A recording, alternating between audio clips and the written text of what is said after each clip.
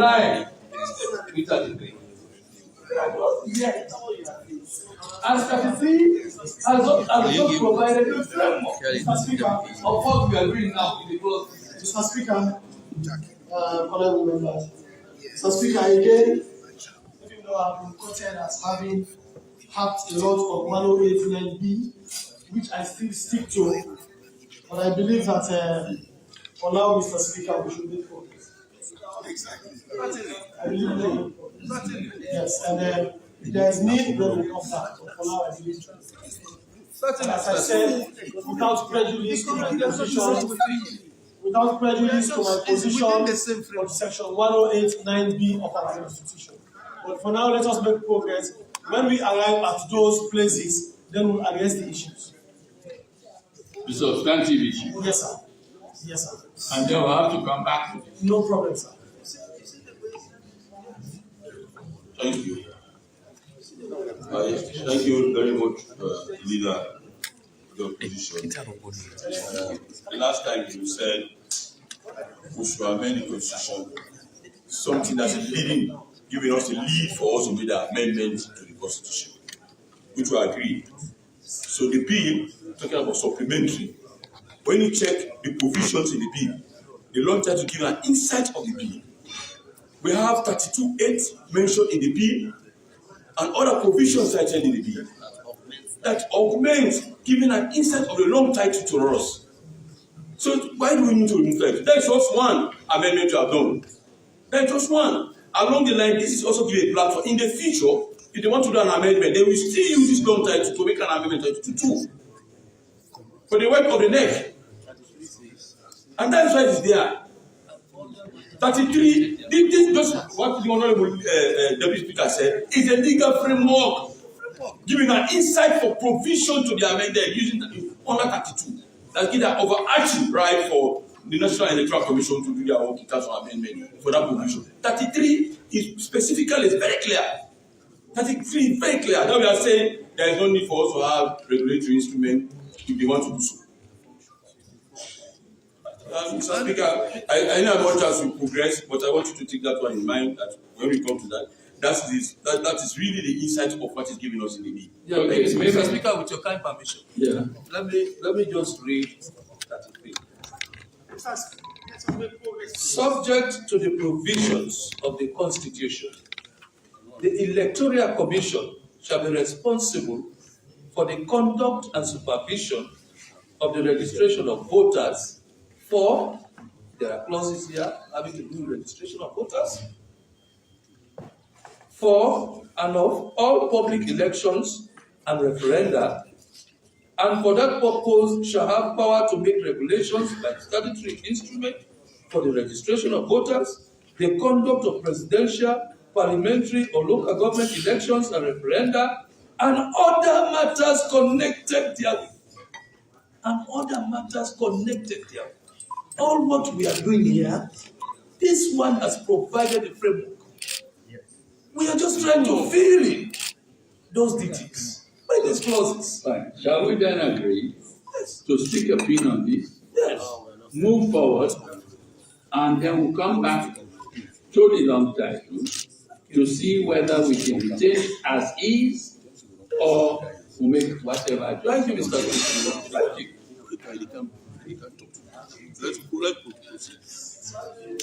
Page 2. Page 2.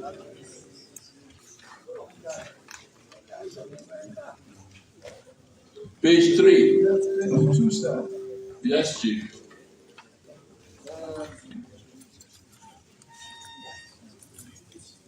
I don't know your opinion on this, because you've written very good 2 papers that I read on constituency. I don't know what we are going to go through today, whether we are going to have constituencies in the future or this present time. So I want the Honorable Minister of Justice, when you look at what he's proposing and what the constitution for constituencies going to be now, whether district, regional, or local, and so forth. So I look at that definition, sir. On constituency, means a constituency prescribed by the Electoral Commission, acting with the approval of Parliament under subsection 1 of section 38 of the Constitution of Sierra Leone. And what's your problem with that? Well, my problem is it going to be continuous? The chief is confusing us. That is for this bill. Exactly. It is purely for this bill. Okay, So whether it's continuous or not, it's for this bill. okay, sir. Page 3.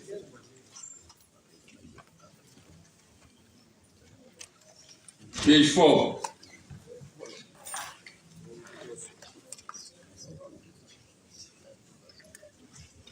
Page 5.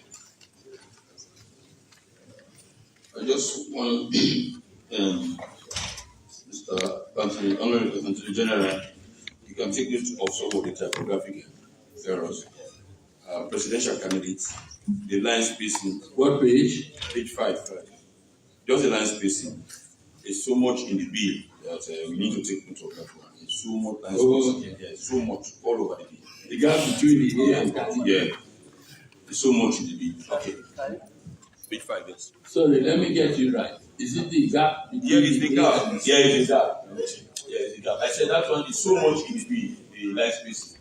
It's so much right across. So I just want to take note of that. Thank you. Page 6. Page 5. Mr. Chairman, page 5. Yes. Mr. Chairman, initially I earlier on raised issues on definition of various terms, and we are now on the relevant clauses of the bill. I raised issues of counting officers, counting assistants, counting agents, and party agents. So I want to know how far they've gone in terms of and police center manager in terms of looking into these definitions for the edification of the house. Even though it is under clause 81, but it is because we are under the interpretation part. That's the reason why I decided to bring it to your notice, sir. Yes, later. I want them to be defined later on as we move forward. Mr. Chairman. Page 5. There is a point on page 5. Okay. There's a point on page 5. When I make your point, then I don't make that. Oh, speaker, I understand. Hold on, let me get the issue that you raised. On page 5? No, Mr. Chairman, the issues I raised were on page 81. Sorry, on page clause 81. And it is... It's so far away. No, the reason why I decided to bring it to your notice now is because we are under the definition of terms. The interpretation section. Okay. Yes, she's just giving notice that She's foreshadowing a problem that we might encounter. not necessarily, but that there might be terms which you want to be interpreted when we move forward. So she's just giving notice. Very well. Yes. Mr. Chairman, the definition of paramount chief. It says means a No, chief. let's finish with the one she raised first. Sorry, I'm really sorry. Okay. There must be basis for that because when we made reference to 85, 86, so they raised that point in the bill that we should talk about counting officer. But it's not only counting officer, we should talk about election counting officer. So when we go to that, So no, I'm just emphasizing, making reference why she asking for it. Because there is a provision that is creating complexity in 86, 85, even 84, something like that. But when you read that point, I think there must be definition. But when you read that point, now come and see how best you can define it. That's what we agree. Okay, thank you, sir. Thank you. Yes, your paramount chief definition. What's the problem? Yes, sir.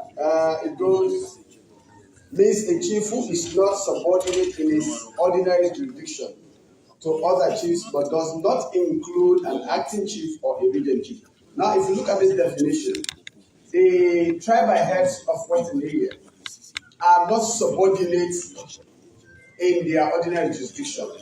That was it. They are not paramount chiefs. That I mean, they are not paramount chiefs, but if you look at this definition now, it captures them. Hey, my brother, look at the definition. This definition, I'm sure, is taken directly out of the Paramount Chieftaincy Act, if I'm not mistaken, Exactly. of 2009.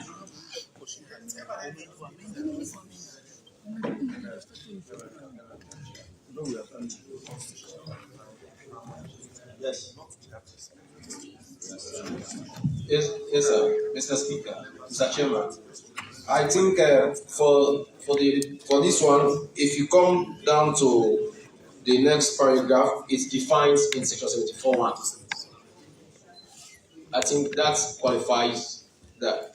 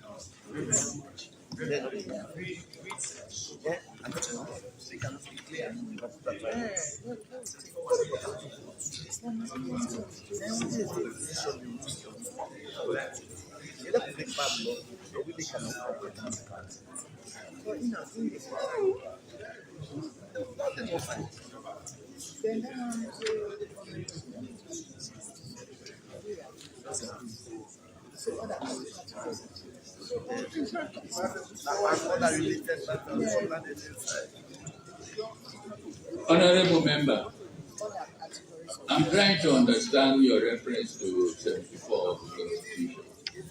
It doesn't define their paramount chief. But I know paramount chief, to the best of my recollection, is defined in the Paramount Chieftaincy Act of 2009. And I want to believe that the same definition is what we are seeing here. The one contained in that act. Thank you. So shall we make progress, please? Page 6. Yeah, Mr. Chairman. Yes. Sorry. The issue that I want to raise is actually the 7. The 7. Well, which one do we get? But since we are under the definition clause, I thought it wise to do it. For us to define the word consultation in appointing commissioners, we need to define it. We cannot. We have consultation, considering the controversies over the year, especially in this Parliament, and which has We recently defined that word consultation.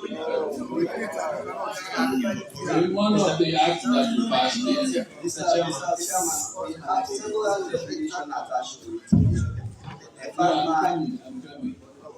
Somebody please kindly remind me. Definitely there was one bill we passed where consultation was defined. Mr. Chairman. Yes, it was. Mr. Chairman. Yes, it was. Mr. Chairman. Mr. Chairman. Yes, it was. In fact, that's the first time I ever saw it. Mr. Chairman. Who is that? Yes, sir. Yes. Yes. Oh, you. Yes. We argued on that, but for that I think we ended up saying it has to be amended in the Constitution first, because the Constitution itself is not too clear on the means of clarification or the modality. So we passed that bill. Yeah.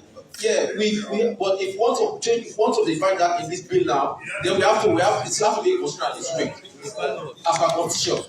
Mr. Chairman, we did not define consultation. There are several definitions given to it. One of the definitions was proposed by my colleague from London, and he said consultation simply means by phone call. No, that was my submission. Yes. Mr. Chairman, that was my submission during the. Mr. Speaker.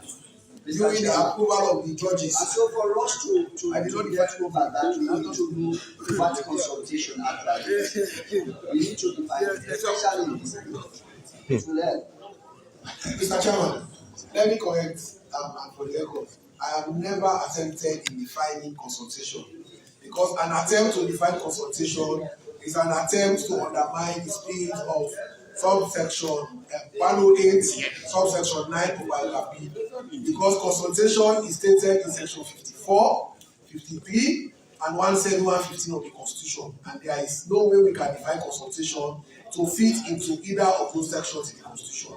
So I cannot by no means attempt to define what would abrogate the Constitution, Mr. Chairman. Mr. Chairman, we've attempted in this way to define consultation, especially when it has to do with the appointment of commission. And the members on this side, I remember when we are at, Span Complex, we walked out because of the proper definition was given.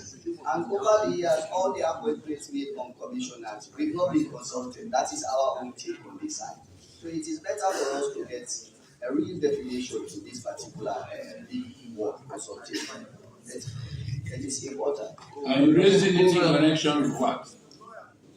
I just want to be clear in my mind what you're raising consultation for. Mr. Speaker, now that we are under the definition clause, although the reference under the interpretation clause, I just try that we consider it by defining what we consider. No, but then what relevance would it have for the rest of the bill? Can you please? Mr. Speaker, it is in clause, is it clause 2?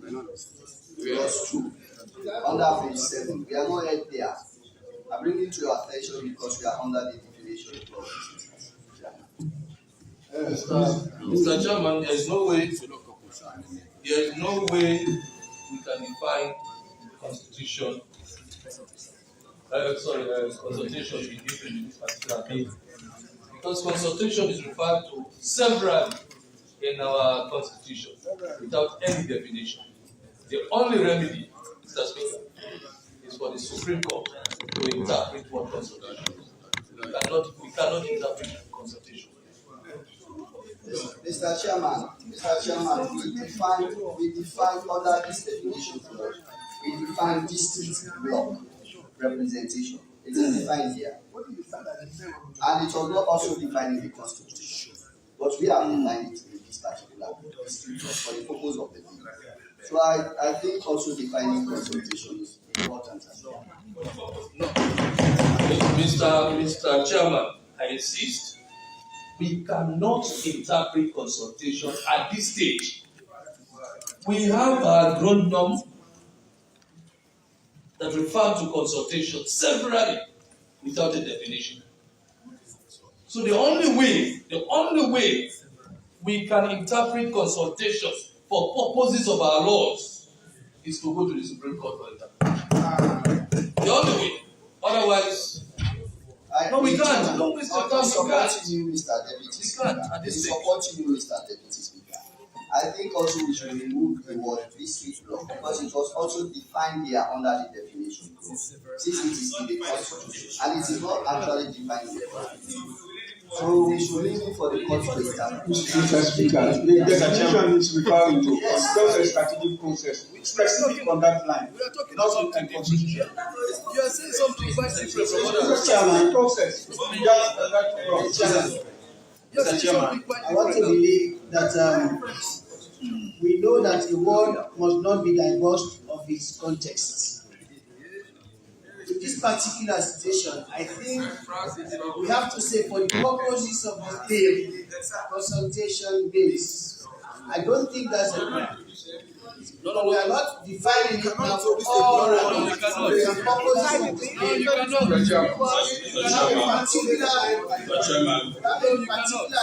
Mean by consultation. Yeah. That's what we have to say. Chairman,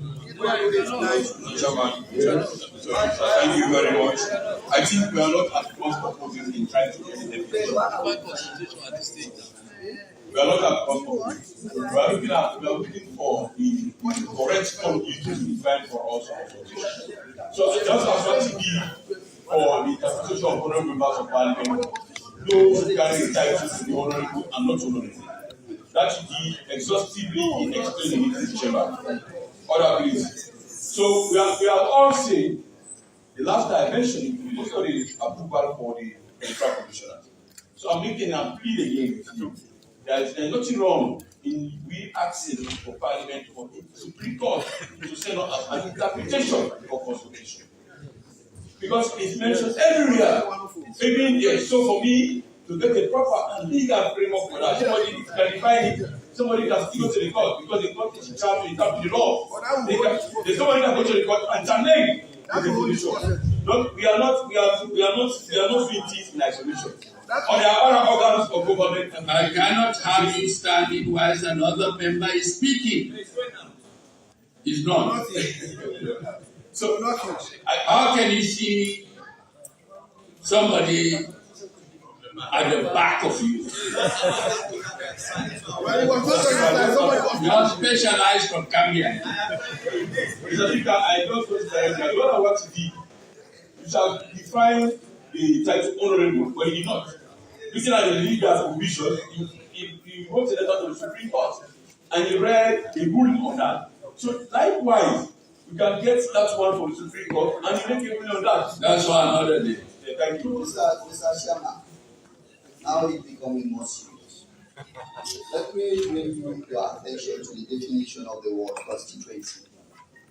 And constituency was defined means a constituency prescribed by the Electoral Commission acting with the approval of Parliament under section 1 or section 30 of the Constitution.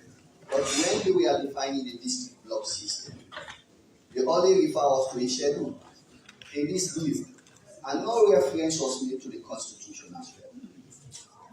No reference. Who knows? Hold on, we have to.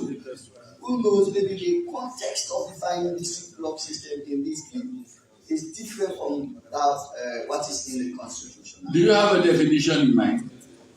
For what? For what you are suggesting? Consultation? No. You go beyond that. The district block system? Yes. Define it here. It is. It is defined here. Yeah. Without reference in the Constitution. Without reference to the Constitution, as does in the case of constituency. So, do we have to say, we take the word also district block for the interpretation of the court, the Supreme Court, for them to interpret the law? Is that what we are saying here? Or else, Mr. Speaker, you and I know that the definition for consultation is very key. It's important. If we are limited in defining consultation because of the Constitution, I do believe also we cannot define district block system. I think somebody raised a very, very important observation. That one has to be contextual. Exactly, Mr. Chairman. I think it was him. Consultation, I think, and I remember this very well, and even applauded when we did it. We defined the word consultation in one of the acts. I think I have it. I made a special note of it. I'm talking about not this bill. I'm talking about another act. Allow the speaker to speak. Allow the speaker to finish. No, Mr. Speaker. No, don't allow him to interject like that. Wait the speaker finish. And you are sitting down. Why you are interrupting? Allow him to speak and you can raise your point of order. Something like that. No, just allow him to. You were extremely discourteous to the chair, sitting down and interrupting me. No, my intention was not to interrupt you, but rather to guide the process, Mr. Speaker. From your seated position, huh? No, I cannot. No, you did that. Are you denying it? No, I cannot deny it. Sorry, sir. So apologize. Mr. Chairman, I think No, Mr. Chairman, let him start up and apologize. Let him stand up and apologize.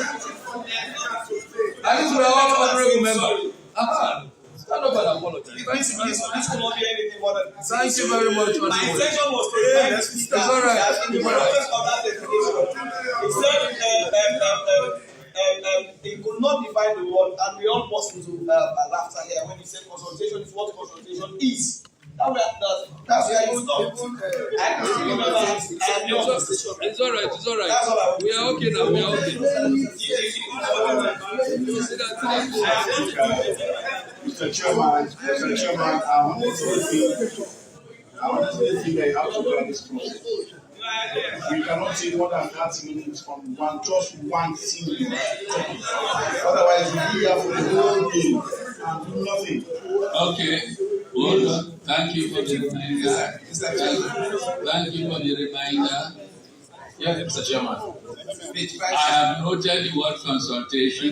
If necessary, we shall come back to it. Thank you. Let's move on. Mr. Chairman. Yes, Mr. Chairman, page 5. Mr. Chairman. You know, page 5. Who's taking me back? Yeah, but we are not nasty. Who's taking me back? I'm taking you back there. Honorable Jockey. We are still, Mr. Chairman, Were you here when we were? Yes, but we are still there. You wanted to go to page 6, but we did not. You don't pass back. Can I come up, please? Okay. Thank you very much. Bad checking away. Man, I have the floor now. Remember, I have the floor. I'm still on my On what? On your consultation point? consultation. You said I've made note of it. on the district blocks, the definition given to us No, we cannot define consultation here. No, we are not going to allow that word to be there. Let's go on. We shall come back to it. Mr. Chairman, I want to also take you now to the word district blocks. The district block, the definition. Mr. Speaker, Mr. Chairman, sorry. The definition given to us doesn't make reference to any law. It doesn't even make reference to the Constitution. Another new definition was inserted. I'm not a liar. Another new definition. Don't ever turn around. They refer us, Mr. Chairman, they refer us to the schedule. They refer us to the schedule 12. That has its own demerit altogether. So therefore, Mr. Chairman, because the district block we are seeing here doesn't reflect the Constitution, I think we should delete it. I think it should be deleted from the definition. I think. That's on page 3, Mr. Chairman. Mr. Chairman, I currently Page 3, the second paragraph. The second paragraph, Mr. Chairman. Let me help you. I don't need your help.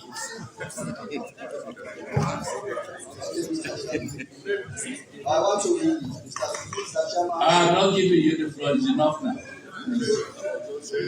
You referred me, wait for me, let me check. And take your seat.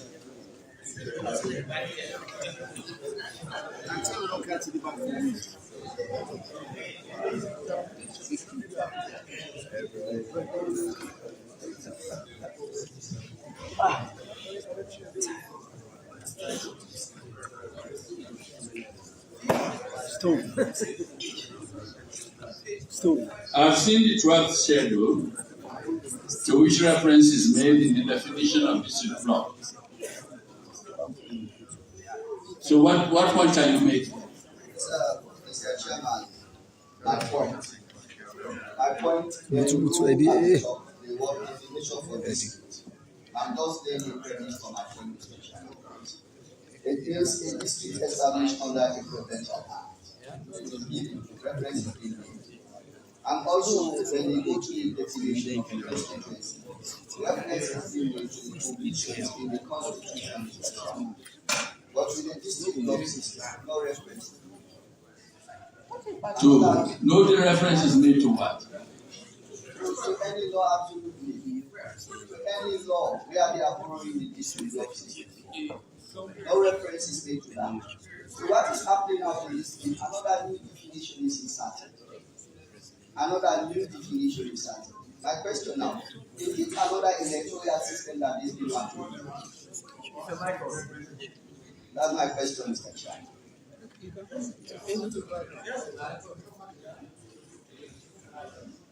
Mr. Chairman, not every definition has been referenced to some point. If we talk about that for district law, we can also say the same thing for ward in page 6. Ward means one of the areas into which Sierra Leone is divided for the purpose of registration and includes a chiefdom designated by the commission as a ward. No reference to that. So do we have to reference each and every one? That's the question we are asking.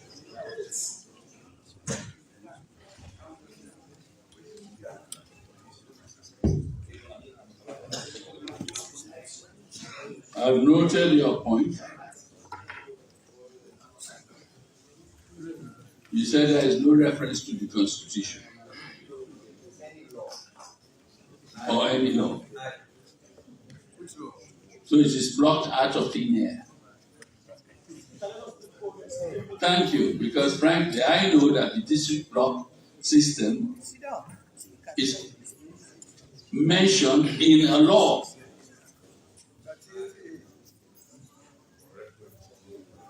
If you are asking that reference should be made to that law, I can understand.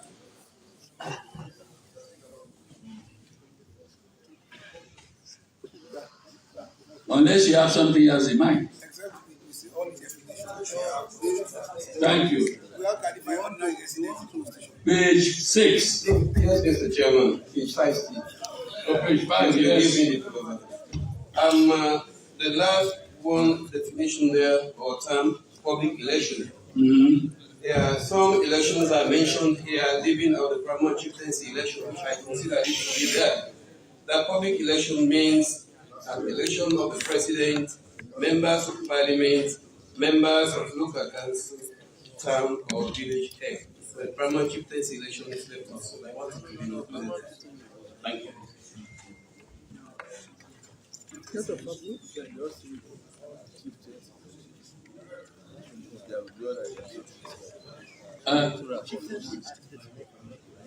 The Attorney General, maybe at this point, you may want to clarify this point. I see in the Extant Law 2012 Act, there is a definition of public election.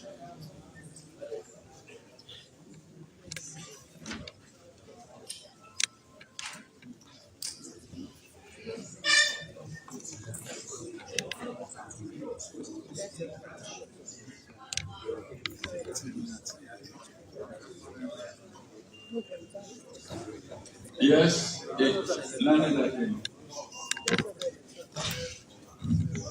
Mr. Chairman, honorable members, I will call the attention of the honorable member who referenced the definition of paramount chief. Mr. Chairman, the Chieftaincy Act of 2009, there is a provision for the definition of paramount chief. And the Chieftaincy Act is a different entity that caters and provides for paramount chieftaincy. So in that act, sufficient definition of a paramount chief is given. So this act runs the total affairs of paramount chieftaincy, and it is in this act that they define what a paramount chief is. Mr. Chairman, with your leave for the benefit of honorable member, I will read the definition, which says paramount chief means a chief who is not subordinate in this ordinary jurisdiction to any other chief, but does not include an acting chief or a regent chief. That's the definition of a paramount chief. Learned attorney. Mr. Chairman. I'm sorry, with respect, I think we've gone past that. We are on page 5, and the question raised is the definition of public election. We've dealt with the paramount chief issue. Mr. Chairman, AG, the other member just wants to know why the elections of paramount chiefs are not added to the list. Mr. Chairman, I want to make a suggestion. No, I'm not.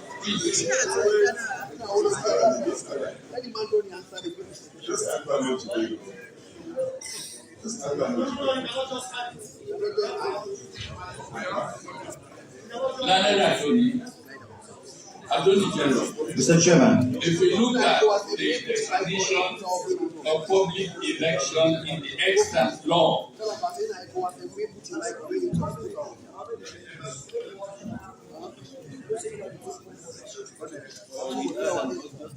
and compare it with the definition that we have now in the bill, I notice a slight difference in that this one makes reference to town or village head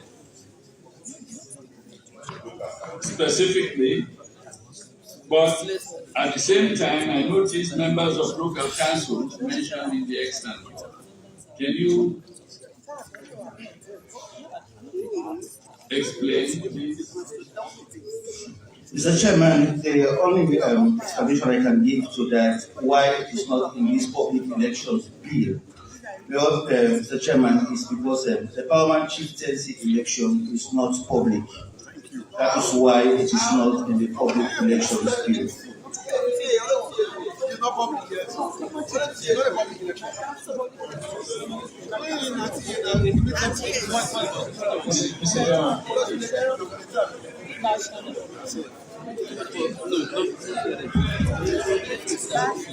Mr. Chairman.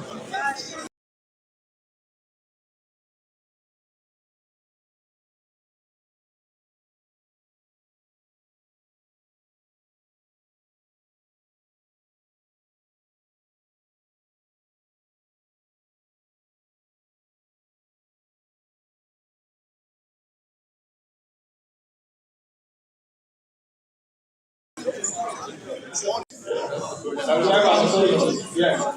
So local council. No, look, yes, local council. This individual. So it is specific. So not all the electorate. There are two different electorates. Sure. There are two different electorates for members of Parliament and Parliamentary. Parliamentary is a very limited number of local council. Mr. Chairman. It's not by universal suffrage. Mr. Chairman. Mr. Chairman. Yes, Mr. Chairman. Point of order. Mr. Chairman, point of order. So you respect Parliament, sir. Can we have some people that go from the house? Mr. Chairman, we are standing. Mr. Speaker, we will soon move to stand the order that you can't take people out of the chamber. Let us have some decorum and some politeness today. Please, I need for the standing order. Let us have some decorum. I'm very pleased. Please, Mr. Speaker, Mr. Chairman, I'm begging. We cannot just call Mr. Chairman. We are honorable men and women. As if we are in a class. Exactly, we are not in a classroom. Mr. Chairman, I don't think the reaction of leader power is in place. In fact, it should encourage us. It's because people that are interested and they know the issues. If we sit here as if we are in the cemetery, it shows that we are not up to our game. The members of Parliament are urging to catch your eye. It's a proof and testament that they are on top of the issue and they want to contribute. I agree we should be orderly. But what every day just passing at Parliament, I don't think it should be that. Mr. Chairman, is that the way you do? No, where they are trying to catch his eye. No, but you don't stand up before he can catch your eye. Also stand up, Mr. Speaker can catch your eye. It has not reached that point where you should recommend because to take members of Parliament out of the chamber. Of course, because there's someone close to the chamber. It has not reached that point. It has reached that point. It has reached that point because the chairman is asking order, and they are not listening. We want to hear anybody because this bill is so important. You can stand up and the speaker can catch you. And you can say, please say something. The honorable member for just stand up. The honorable member for both districts, I'm sure you are now satisfied with all the explanations you received. From Bond, I beg your pardon. Yes, You will study no close ways. Chairman. Yes, very much. I have a Now, what I want to say here, chief justice is a very unique option, and therefore we will be carried out as general election. With us now, we have specific people that vote for us, and that is the chief of council. In the case of honorable and others, it is all taxpayers that vote for them. And so ours is private should be included in that list. Thank you. Yes, that's another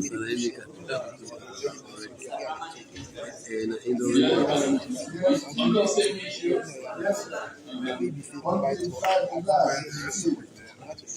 You see, the definition was limited here. Public elections means an election of the president, members of parliament, members of local councils, town or village head. We have the towns and village head. If we are our elections are special, so why I can understand maybe the drafters mean town or village head in the western area or rural area, but not in the children.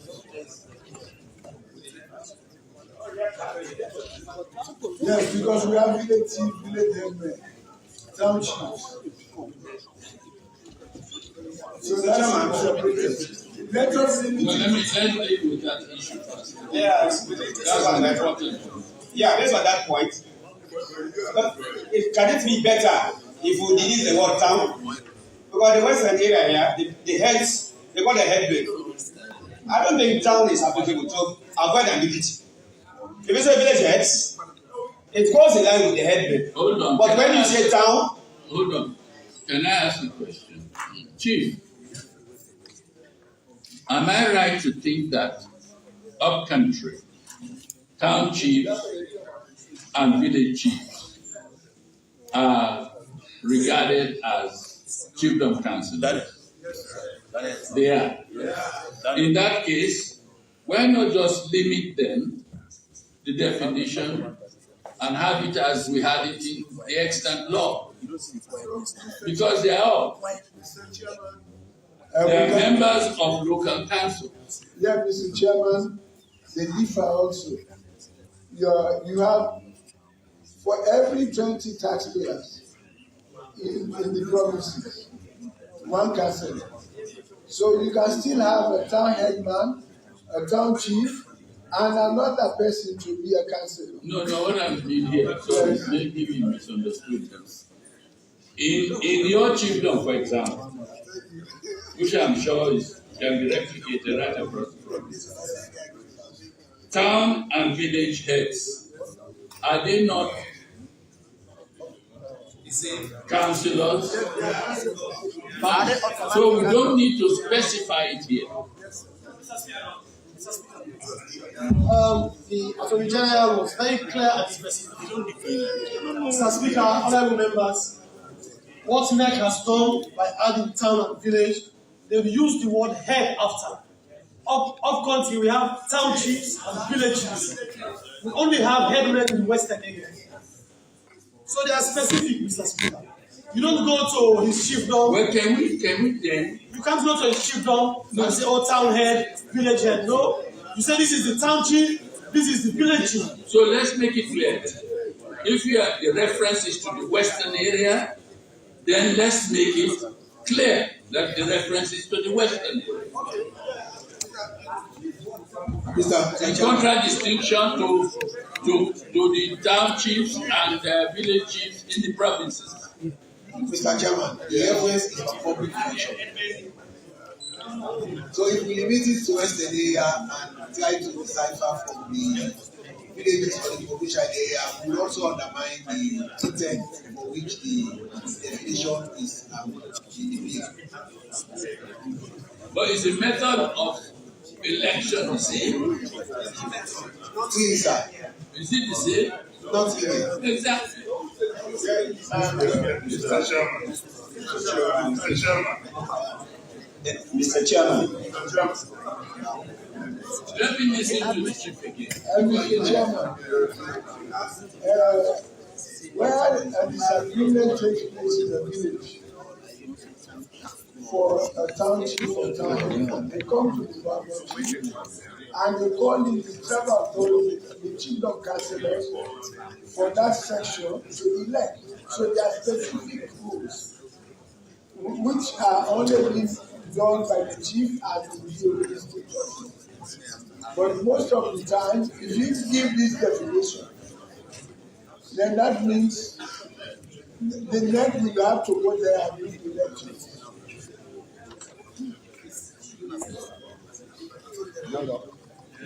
Yes, sir. If we do it this way, it become under this bill like it is left this way. NEC will go there. In the rural area here, it is NEC that conducts elections.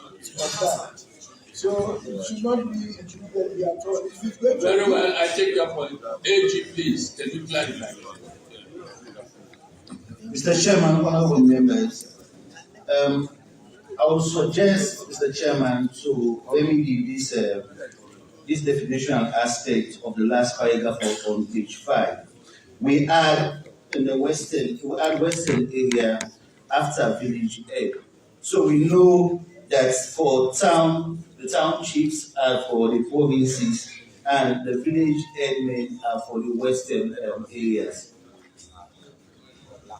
Thank you, Mr. Chairman. Thank you. Mr. Chairman. Yes. Yes. Mr. Chairman. Mr. Chairman, from the back side. I already got to speak. Thank you very much. Mr. Speaker, the definition of Mr. Chairman. Use your mic. Thank you. The definition of public election is going to be tied to the function of the Electoral Commission. The election of Paramount chief is a public election. So I'm suggesting this definition that it should read. Public election means an election of the president, member of parliament, paramount chief to be included. That's already covered by the Paramount Chief Policy Act, which deals with the election of Paramount Chief separately. Okay. Okay. That's the point that has been made, but you are not listening. No, I was listening, sir. What I was saying, we put it here. But if you agree on that, no problem. No, that's covered already. The 2009 Act. Okay, I understand headmen in the West area are called headmen. That's why the Attorney General has just made the amendment. Headmen in the West area. Thank you. Shall we make progress? Page 6. Page 7. The page 6, sir. My hand is up. Page 6. Yes. Now let's go to the definition of reserved seat member of parliament. Reserved seat member of parliament. It is in the singular. It is in the singular. We're talking about one seat. In parliament, one seat is for one member. So I want the definition to read like this. Reserved seat member of parliament means a reserved seat member of parliament means a member of parliament occupying a seat that is reserved for a female member of parliament or a member of any other category of persons as parliament may determine. It's all in the singular. The seat, whether it's whoever is having it, but it should be in the singular. It's one seat for one person. What we say for female members of parliament is like all female members are entitled to that seat. So it should be in the singular. If you want, can read it again, Mr. Speaker. No, it's a draft in French you are raising. Okay, Let me refer to the thank you. What the draft man.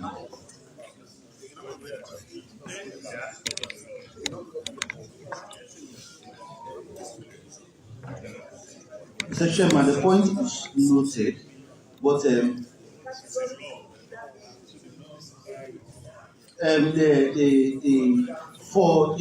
use the addition of the S to the word member, Mr. Chairman, is all subject to the determination of Parliament of what they will consider to mean reserved seat, whether for a particular set of women or any other category, but a point necessarily stated is noted in based on the we'll consider this one as we move on.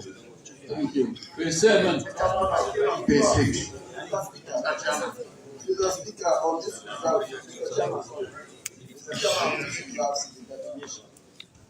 Mr. Chairman, the definition of reserved seat is a number of parliament occupied seats that is reserved for female members of parliament or such other categories of persons as parliament may determine.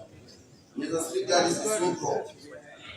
If we are saying reserved seat for women, it should be reserved seat for women, but we should not open it to say any other seat that parliament may determine. Don't forget we have youth representation, we have disabled, we can say these are all reserved seats. So you are saying you should be reserved seat for women members of parliament, just AG. for the purposes of this. Okay, where are you coming to? Mr. Speaker, we might be beating a dead horse. You know, we have a position on the reserved seat. For its definition to be discussed and take all of this time at this point, I think makes very little sense. Let us wait until we deal with the clause itself. Then we'll come back because there are constitutional challenges which we have raised already. So let us wait for that point. Then we can come back to the definition. Mr. Chairman, I have No, Mr. Chairman, for the purposes of this definition, we'll define it for reserved seat for women. When we get to that clause, if anything happens, then okay, let's take a bit. Let's take a bit. Mr. Speaker, we are still on page 6. So. Page 7. Mr. Chairman, page 7. Yes. Mr. Chairman, just for argument purposes, it's minute, but to break the brain of the Attorney General. Page 7, section C5, 65 years of age. Not 65 years of age. I think not 65 years of age mention the number 65 specific. Not 65 years of age means you should not be 65. One could interpret it that you must be below 65, you must be above 65. I mean, when you actually open the horizon, that the only disqualification is that the word 65 is the disqualification. So I was thinking if the Attorney General just looked and think with me as well, not above 65. I mean, just to think aloud. Yes, Mr. Chairman. Mr. Chairman, page 7. Let's deal with that point. That is the point I am again. The same thing. Yeah, the same thing. Yes. It's like Mr. Chairman, we have laws that specify voluntary resignation and compulsory retirement. Voluntary retirement, compulsory retirement. And one short law is that of the NASA. So for here we are saying 65 years of age. And will this not contradict the compulsory retirement that we have in this country, which is 60 years? Because they use the word compulsory retirement. And on a voluntary retirement, when you are 55 years, you can retire voluntarily. But in the compulsory notes, you retire at the age of 60 years. So except if I stand to be correct. Mr. Chairman. Mr. Chairman. Yes, on this same issue, if you look page 7, if you look clause 3 B, qualified to be elected as member of parliament. And the qualification will be Mr. Speaker, the age brackets. Mr. Speaker, can we first finish with the points of the clause? Before we take something else new. It's the same. And I want to say it's not the same. They're not. Mr. Speaker, It's not the same. I go with what the honourable member from Kailam said. And for the honourable member from Bombali, Mr. Speaker, there are other laws. Yes. For instance, for judges. Yes, they are 65. 65. It is for this act. So we should address issues seriously. Let us deal with them one by one. AG, I'm sure you accepted the proposal to add the word above, not above. Mr. Speaker, Mr. Speaker, if we added the above, it will mean that a person of 65 is qualified. If we added above, so at 65, you can still be qualified to be an elected member. But 65, it is automatic that once you attain the age of 65, you are disqualified automatically. So any addition of the word above, Mr. Chairman, will change the narrative of the intention. So as it is 65 years, Mr. Chairman, I think so you're looking at qualification below 65. Correct. Yeah, not. I think the age is perfectly right, because you should not read it in isolation. You should read it started with the clause above, not 65. So when we say 60, more not more than 60, I should encourage 65. I'm sure the member is that is right. Mr. Chairman, I take the cue. Mr. Chairman, I don't know. First of all, let me move that it's past 12. Suspend S05 so the business of the house will continue. Any second. No second, Mr. Speaker. All those in favor of that motion, say aye. Those against say nay. The ayes have it. Mr. Chairman, we are using the word 65. Can we say at the time of appointment? Because let's say you are 64 and you are appointed and it's for 5 years. And 65 you leave.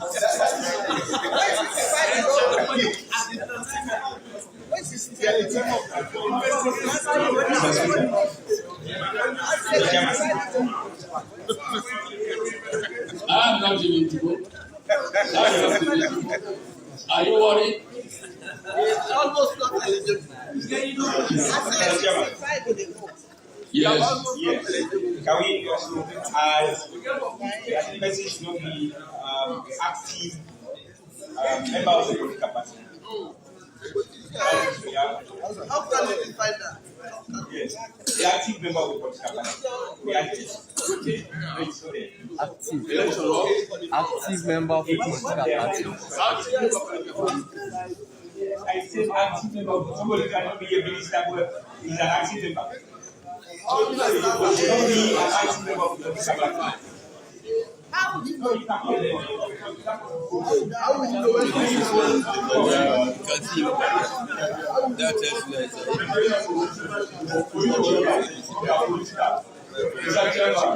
For you to walk out that is the general rule. You must be a political. You won't be a political. If you belong to a political party as member, you are disqualified to hold any position at next. Any position at next. It's very clear. Mr. Speaker, Mr. Speaker, still on the age. Because that's what we have called. Because we knew very well that his last appointment here for the next boss. Mr. Speaker. Now we are party cards circulating all over social media. So let us have it on this document. He has right to vote. Be an active member of the He has right to vote. He not an active member. He has right to vote.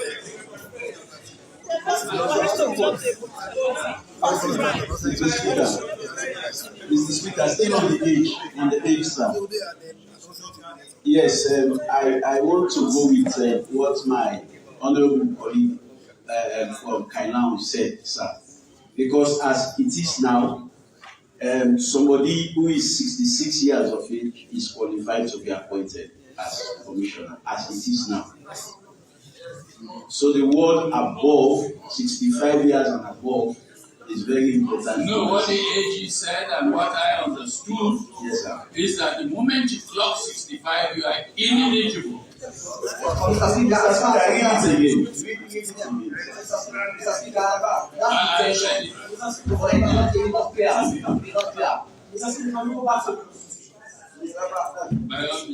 please, can we go back? Maybe this will help us.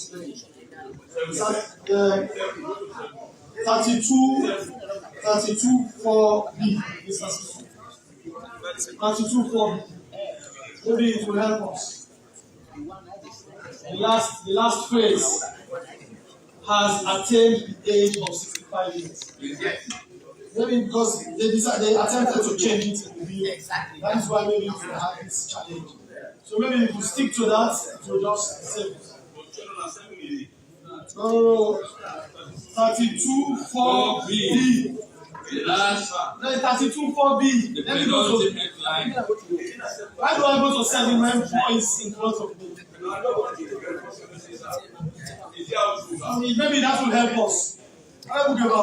You have your constitution. Yes, I do. Please just look at it. No, but what your colleague is your counterpart is also is emphasized that the moment you attain 65, that is it. You are not eligible. Yeah, so maybe we just use the same phrase. But if you use that phrase not and the word not, then the phrase will also not find a place. With the leader of the opposition. Mr. Speaker, the reason why I raised this, when you interpret the word not, 65, you are limiting it to the number 65. And if you look at the Constitution, it spells it out clearly. Minister, member of Parliament, or a public officer, or if he has attained the age of 65. So when you say have attained, you have said once you hit that age, you are not qualified because you have hit that age. Well, will everybody be satisfied if we were to add the word attained before 65? Yes. Mr. Chairman. Not attained 65 years. Yes, attained 65 years. Mr. Chairman. Sorry, Mr. Chairman. On this point. Yes. Yes. On this point. Yes, Mr. Chairman, if you read 32, 4, it's because they have tried to bring 32, 4 into this bill. We can equally expunge and maintain the Constitution as it is. It's what is in 32, 4, A and B is what has been brought into this bill. Read the Constitution, sir. I have read it, therefore I borrowed the word attained. So we should not be struggling. Just add the word attained, not attained 65. We are doing Mr. Speaker. Mr. Speaker, can we clarify this one? No, we don't say not. Because we should not be a member of the political party. No, we should not change anything. It should be added there.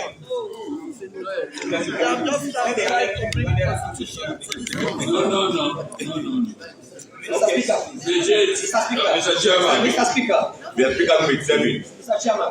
Chairman. The chairman, page 7. Yes, sir. Mr. Chairman, if you look at the numbering on page 7, there is a kind of error there, just a slight error. You see number 3, then you go to 5 instead of 4. Yes. Oh, I see. You go to 5 instead of 4. So 3 is double. So 5 becomes 4. And then at the back, And so on and so forth. I hope you see what I'm saying. Yes. I'm just asking that question. Okay, that's for the draftsman. Mr. Chairman, I don't know if you I said something that I want to bring you back to that 65. He said not attained. Nobody knew he was not. But if you go to 4B7, 47, he said, let me read. Subject to the provision of this section, a member of the Electoral Commission shall vacate his office, A, at the expiration of 5 years from the date of his appointment, or B, on attaining the age of 65 years. That's why you say. No, but you used the word not. I was just trying to use it. You said not. So the norm is there that qualifies scale 1, 2, 3, 4, and then just add the word attained 65. All right. Mr.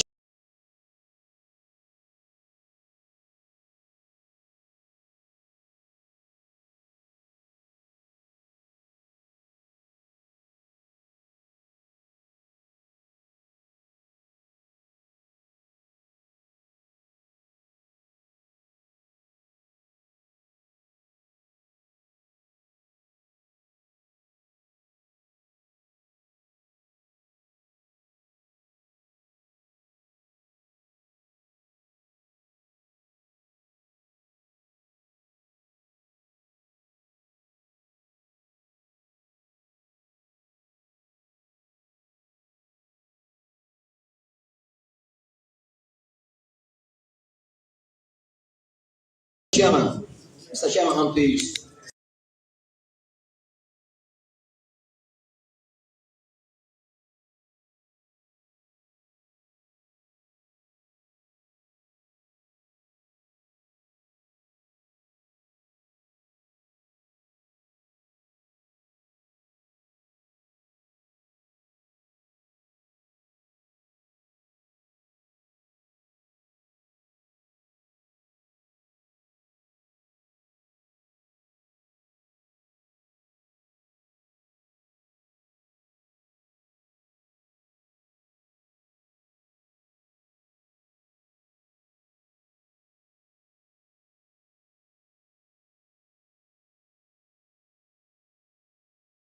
For empowerment of women or whatsoever. When you go for the best,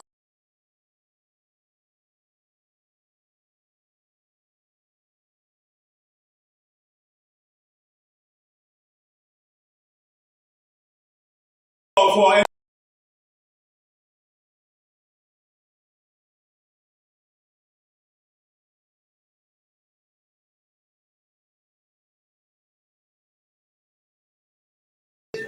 I see no house.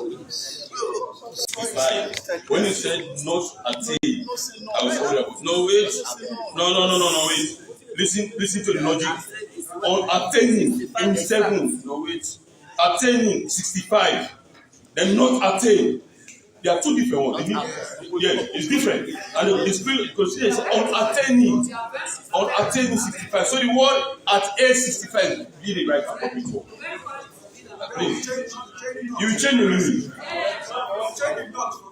Yes. So you do not on attaining the age of 65. So it will rhyme with the provision in the Constitution. But if you not attain, it means you are not going to be 65. And Constitution says you are 65. So let's just say. Can we leave that to the draft? I know we are bringing it, but you have already given a rule. So I came back. The moment you attain 65, you are not in issue. No, but if you said not attain, I'm still bringing that word. You use or not. So we can come that they can draft that can give us the definition. No problem. I don't want to draw attention to when you say not attain. With 7, with section 7. Thank you. Mr. Chairman. Mr. Chairman, I think the point you are making simply re-emphasizes the earlier paragraph that you should not be 65 years or above. The moment you have attained 65, you are gone. If you don't remove yourself, you will be removed. Yes. This provision is the appropriate provision. What we have is the appropriate provision. We should not amend it. It's the appropriate provision, sir. Thank you, sir. Mr. Chairman. 65 you are out. Mr. Chairman. In line with what the leader of the government is saying, I think I still support the position of the deputy leader that will maintain what the Constitution says without changing anything. For this purpose, as he suggested, we read this out and we depend on what the Constitution says, just that, without adding or reducing or adding any clause into the new bill. Let's just maintain what the Constitution says. Simple. I don't think you properly. If you put not, so you have to input the provision in 4.7 in the Constitution. If you alter something. So the word they are, the word they are not, it said not attain. That's what you are saying. But attain it by itself in the Constitution, there is not a negative adjective. So if we can say we remove the not, there is not there. There is not before in the bill. There is not. So if it's not attain, but the provision in the Constitution is saying on attaining. So that's why I said the best provision we can stay with is the one that's presented to us at the age 65. Because 7 is telling you at 65 you vacate. You vacate. So this one is appropriate to rhyme with a different provision in the Constitution. Then Aluta continue. I agree with you, like that. All we are saying is it is more clear in the Constitution. We stay there, simple. It's because we are bringing a new one. That is why we are having not and not. Let's just stay with the Constitution and it is clear. Mr. Chairman, I do go with you. Mr. Chairman, like I said before, we are only on page 7 and we have over 200 pages to go. What the deputy has said, and that have been supported by the honorable from that side, it is already enshrined in the Constitution. Why can't you just listen to the Constitution? So we stop this back and forth. Fine, let's leave it to the draftsman. Thank you. Let's leave it to the draftsman. Okay, National page 7. Last paragraph. So, but the draftsman, Page 7, last paragraph. attention of Parliament. And electoral commissioner. Anything else? After electoral commissioner, I wonder if it should be and or it should be or. So clause 5 says the electoral commission shall have a seal, the use of which shall be authenticated by the signatures of A, the chairman, or B, an electoral commissioner. After commissioner, should it be or an officer of the commission rather than an? No. So it should be two signatures. It should be two. I think it's all. The chairman has power to do. Any other, the constitution. The hand is correct. For commissioners, they need our support. Page 8. Shall we make progress? Mr. Speaker, page 8. You understand? Mr. Speaker, page 8. 6.1. Mr. Chairman, page 861. The one where it reads the third sentence, remuneration, allowances, and the privileges. The word "they" is properly not placed. Either we say "and privileges" and remove the word "they" privileges, or we use the word "their privileges." 6.1. The terms and conditions of service of the chairman and other members of the Electoral Commission, including their remuneration, allowances, and the privileges. I have problem with the word "they." Yes, we remove the word "they" and privileges.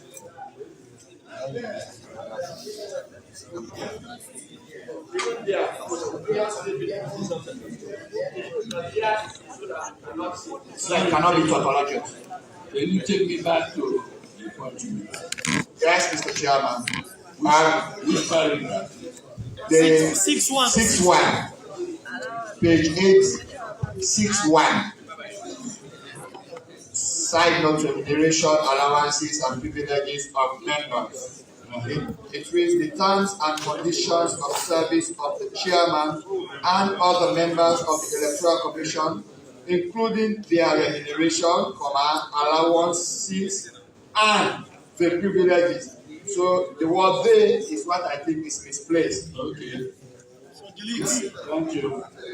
Page 9. Page 9. Yes, page 8.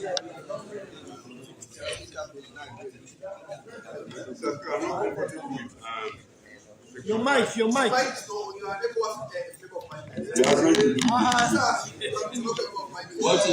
What's your point? Mr. Speaker, I need a protection for my MP. Is this section 5? Section 5 gives the power to the president to remove a member of the Electoral Commission. No, we are not done with that yet. We are still on page 8, please. And the president the president can set the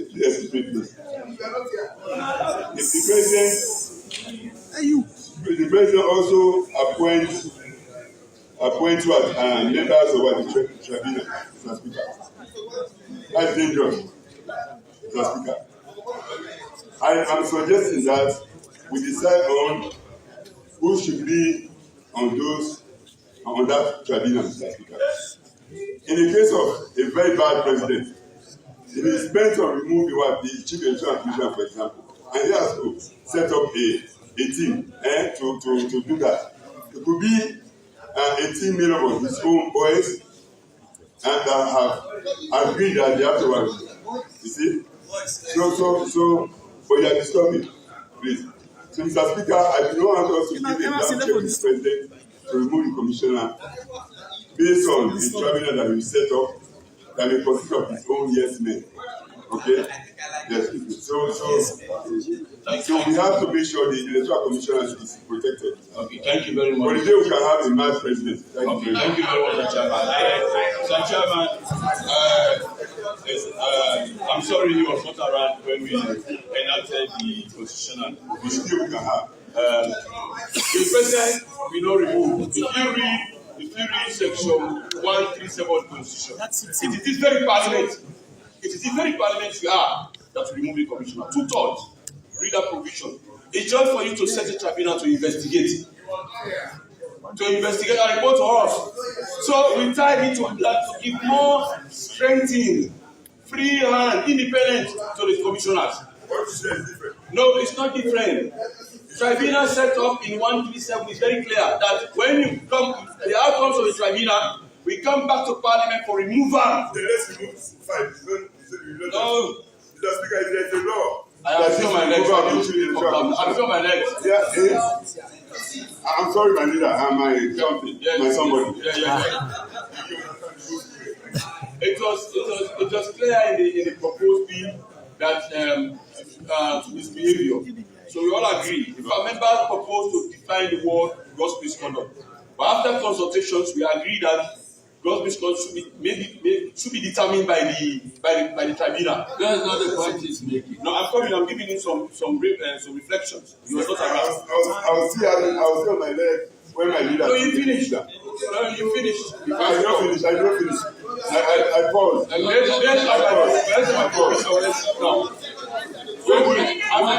Don't bully me, please. Don't bully me. Please sit down. Please sit. Let me sit down. I'm still supporting you. His problem is not with the phrase gross misconduct. It's a tribunal he's talking about. The tribunal. No. What is right is about giving the president the power to appoint the tribunal. Is that not the point you're making? Yes, sir. How different is this from what is contained in section 137? And the additional point. No. We have it in the Constitution. Yes. 137. This brings my second point, Mr. Speaker. Just allow me to learn. Don't shoot me in media, Mr. Speaker. Allow me to learn. The point I'm making. There is no difference between what is provided for here and 137 of the Constitution. Don't listen to my second point, Mr. Speaker. Please. My leader has said there's a law that deals with the removal of what? Of the I'm very particular about the commission. Now this section 5 is saying a member of the Electoral Commission may sponsor the section. Okay, it's right in the Constitution. The tribunal, I was talking about the tribunal, Mr. This is what I'm referring to 137. Of the Constitution? Yes. You are wasting time, man. I'm not Mr. Chairman, let me be asked. Mr. Chairman, my fundamental knowledge about committee stage in this house is the continuity of motion where I say the question. But continuously allowing debate in committee stage, I'm not sure that these people see the light of day. No. Mr. Chairman, that's not. We are not out of order, Mr. Chairman. This is exactly why it's supposed to be. And Mr. Chairman, before you send out the motion, you must be able to convince those who are expected to vote for the motion. So the debate is very important, Mr. Speaker. even beyond that. Okay, are we all finished? Nobody even goes beyond that, Mr. Chair. We're not progressive. No, Mr. Chair, all of us agreed after the second reading that we should wait for committee stage to make all necessary corrections. So we are not wasting time. No. We will have to make sure we pass a very good law that will stand the test of time. I have not accepted that we are wasting time. We are not. I have not accepted that we are wasting time. The public interest that has been shown in this particular bill, I think it behoves Parliament to ensure that we go through it meticulously. Let's proceed. Page 9. Yes, sir. Mr. Chairman, page 9. Mr. Chairman. Yes. Yeah. Mr. Chairman, page 9. If you go to clause 7 on the functions of the commission, then now you come to F. Intended with section 33 of the Constitution. F says the facilitation of the observation, monitoring, and evaluation of the elections. When it comes to 33, it says supervision and registration of voters. Of the Constitution is intended. Mr. Chairman, the clarification I want the AG to make here, how the facilitation of the observation, monitoring, and evaluation of an election. When a commission does an election and that commission facilitates the evaluation of that election that the commission itself has conducted. I'm just want a clarification here. Is it how do you facilitate? Providing accreditation, providing financial support, what kind of facilitation? To the observers group. The observers of the election. And the monitoring and evaluation. The evaluation is after. Yeah, no, the evaluation is quite different from the monitoring. The monitoring is the ongoing process at that time. When the evaluation is after. So well, it's just a clarification, Mr. Chairman, because they've used two words here, two operative words. Two operative words here. How do they facilitate that? That concept. Yes, sir. Mr. Chairman, sir. Even the executive of itself has nothing. There's nothing wrong with it. He said, when you facilitate the process, it's like you want them to define the facilitation. It's a process. When you facilitate the process to evaluate, it's like encouraging or giving the possibility of the institution to evaluate what they have done. And you also can do it in the complement of the process. So there is nothing wrong with it. That is it.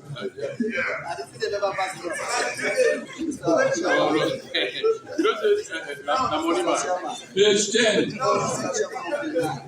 Yes, 9. Mr. Chairman, clause 8.4.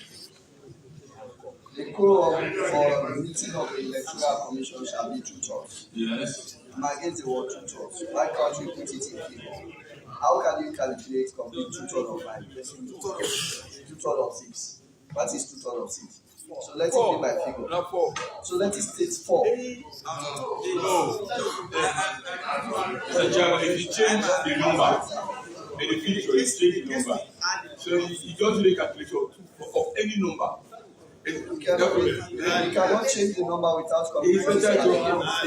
It's better to take any number in the future. For precedence. To put some 2/3 of any number you look for the evaluation. 2/3 of 6 is 4.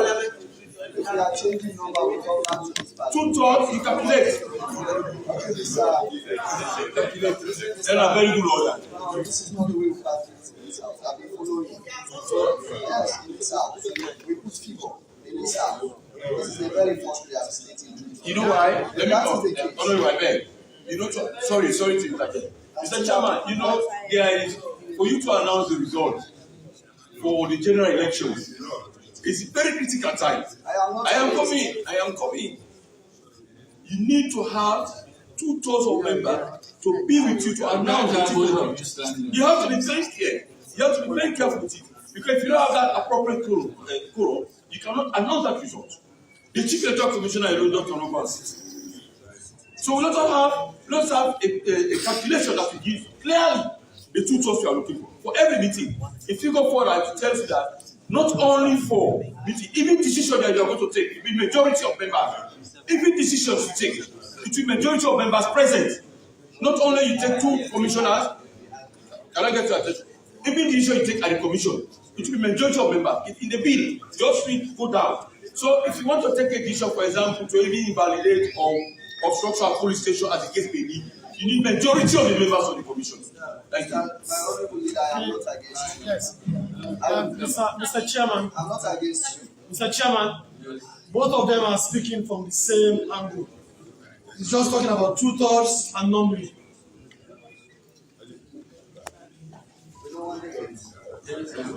Yes, sir. Sorry, sir. In the old act, the act which we are trying to repeat and replace, they attach a figure, the figure 3.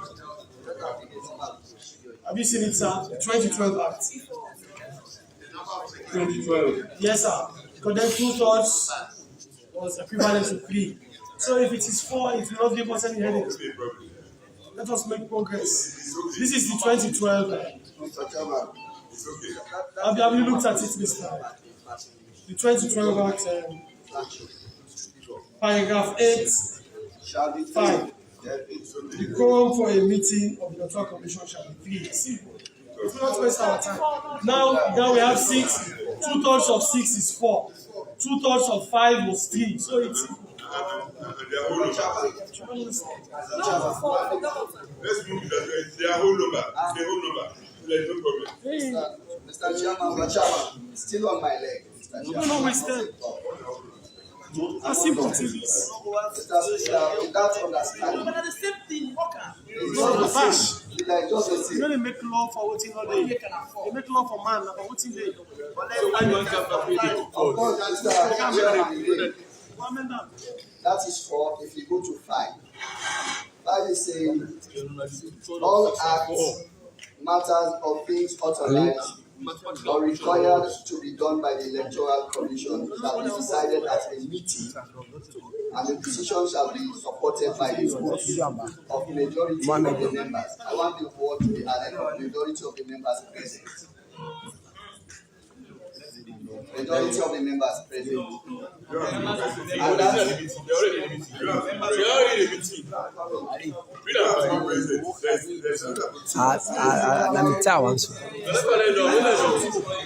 now we're not live. Mr. Chairman, the reason for that point is tied to 4. Am I in 4? We already know the quorum for meeting. That 2/3, that is converted to number within 4. Now, without 4 members being present, you cannot hold a meeting. That is understandable. And now, with this, we don't want to see a situation where people that are not in the meeting or members that are not in the meeting are being consulted for them to take part in the process. So that is why we want to tie it up to those that are in the meeting. So therefore, say, and the decision shall be supported by a vote of majority of the members present. Are you done, sir? The extant law doesn't use the word. Hello, Mr. Chairman. Mr. Chairman. Look at the 2012 Act. So, Mr. Chairman, let's look at 2012. Let's go back to the text of that provision. Mr. Chairman, we are repealing and replacing 2012. I know, but still, we have to be guided by what has been so far. Mr. Chairman, the text is very clear. The decision is going to be taken in the meeting, and the members are there. It's not those who are waiting outside. The text is very clear on this provision. And the quorum is established. The quorum is established. You are taking the issue in the meeting. So there is something. I don't know you have to refer those present. You are already in the meeting. It's in the very meeting of going to the issue, not outside the meeting. It's very clear. So not outside the meeting. In the very meeting you are taking the decision, not outside the meeting. And you have a quorum established already. So the quorum is a quorum that will start the meeting. It's clear. -4, you cannot start the meeting. Mr. Chairman, we've passed many laws in this house. No, ask yourself, what is the quorum? The quorum is 2/3 or 4. I want to suggest 4. Yeah, Mr. The quorum is what? 4. 4. Yeah. Let us assume the quorum is 4. Uh-huh. And there are how many members? 6 members. And now the 5 is more open. They should be tied to the quorum. They should. And we are in the same majority of the members. And majority of the members might not be in the meeting. Because what you know, there are 6. We have 6 members. We have 6 members. And let us assume we are in a position where 2 members are not there. We only have 4, and that is a quorum for them to take decisions. And when it comes to voting with this clause, it's more open.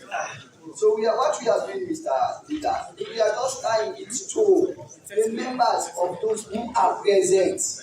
Let us not have a situation where those that are not in the meeting call on the phone and take decision. How are you going to start the meeting, Mr. Chairman, without a quorum? And there's a majority of members in the meeting. Sure, there's a mandatory clause there. So if you have the quorum is 4, you have started with 4 members. You need 3 members to accept the decision in that meeting. At least 3 members. That forms a majority. They are not said at equal. Majority of the members. So if you have 6 and all of you are present in the meeting, you need to have 4, at least 4, for you to accept the decision. Take it in that meeting. That's why they are established. It has to do with decisions. So first, you establish a quorum, that is 4. Second, majority again in that decision making should be majority. So they are enforcing you to go by the view of people who are present in that meeting, majority of them. They are not enforcing it. Yeah, Mr. Chairman. Mr. Chairman, it's just like procedures in this house. It is stated in the Constitution. I will not be specific for the people. But it is stated that decision in this house shall be by majority of those present and voting. That is tied to the majority of those present voting in the Constitution for decision in this house. So what about we just saying majority of the members present? No, we are already in the meeting. I know. They are in the meeting already. Mr. Chairman.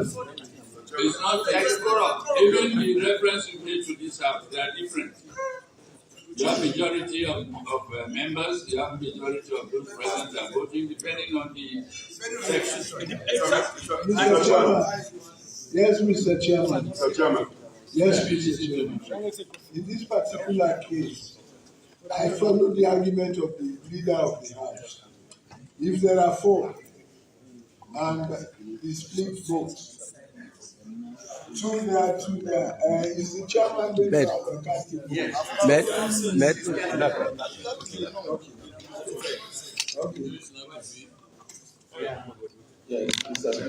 Chairman, can we just have 2/3 change to 4 and let us make progress? No, we have a figure the same. No, let's leave it as it is. No, let us have the figure like as it said, like 2012. No, let's leave it as it is. Mr. Chairman.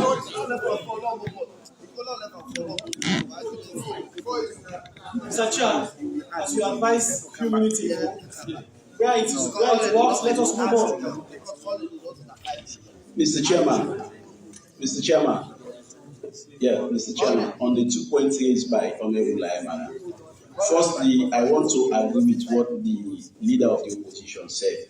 When there were 5 members in the commission, 2/3 of 5 was 3.33. So meaning 3 was less than 2/3 and 4 is more than 2/3. And you cannot share a human being to get 3.33. So if you had specified the number, it would have helped a lot.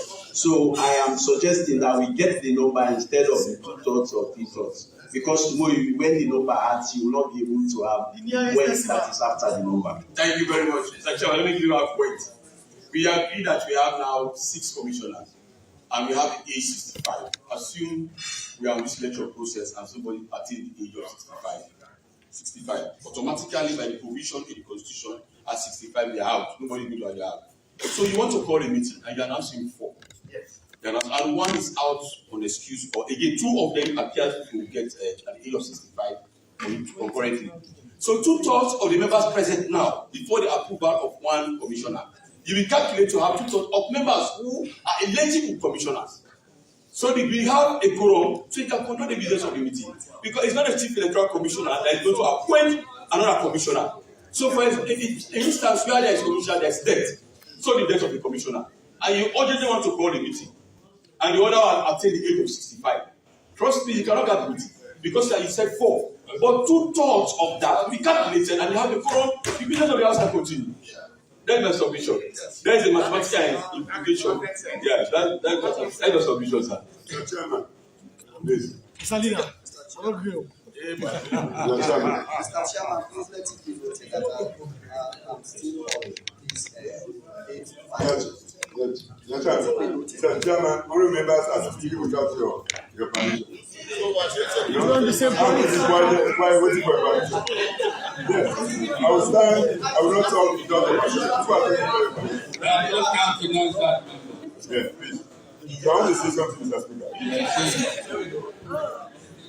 My leader interpreted the majority in 8-5 to be 3. For example, if there's a quorum of what? Of what? 4. The majority is said to be what? 3. That's what the leader said. But here, the sentence is not saying that. If, for example, it is stated, and the decision shall be supported by the vote of a majority of the members present and voting, there is a difference.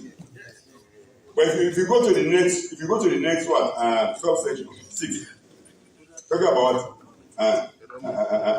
circulars, it is saying a proposal circulated among all members and agreed to in writing by a majority of members.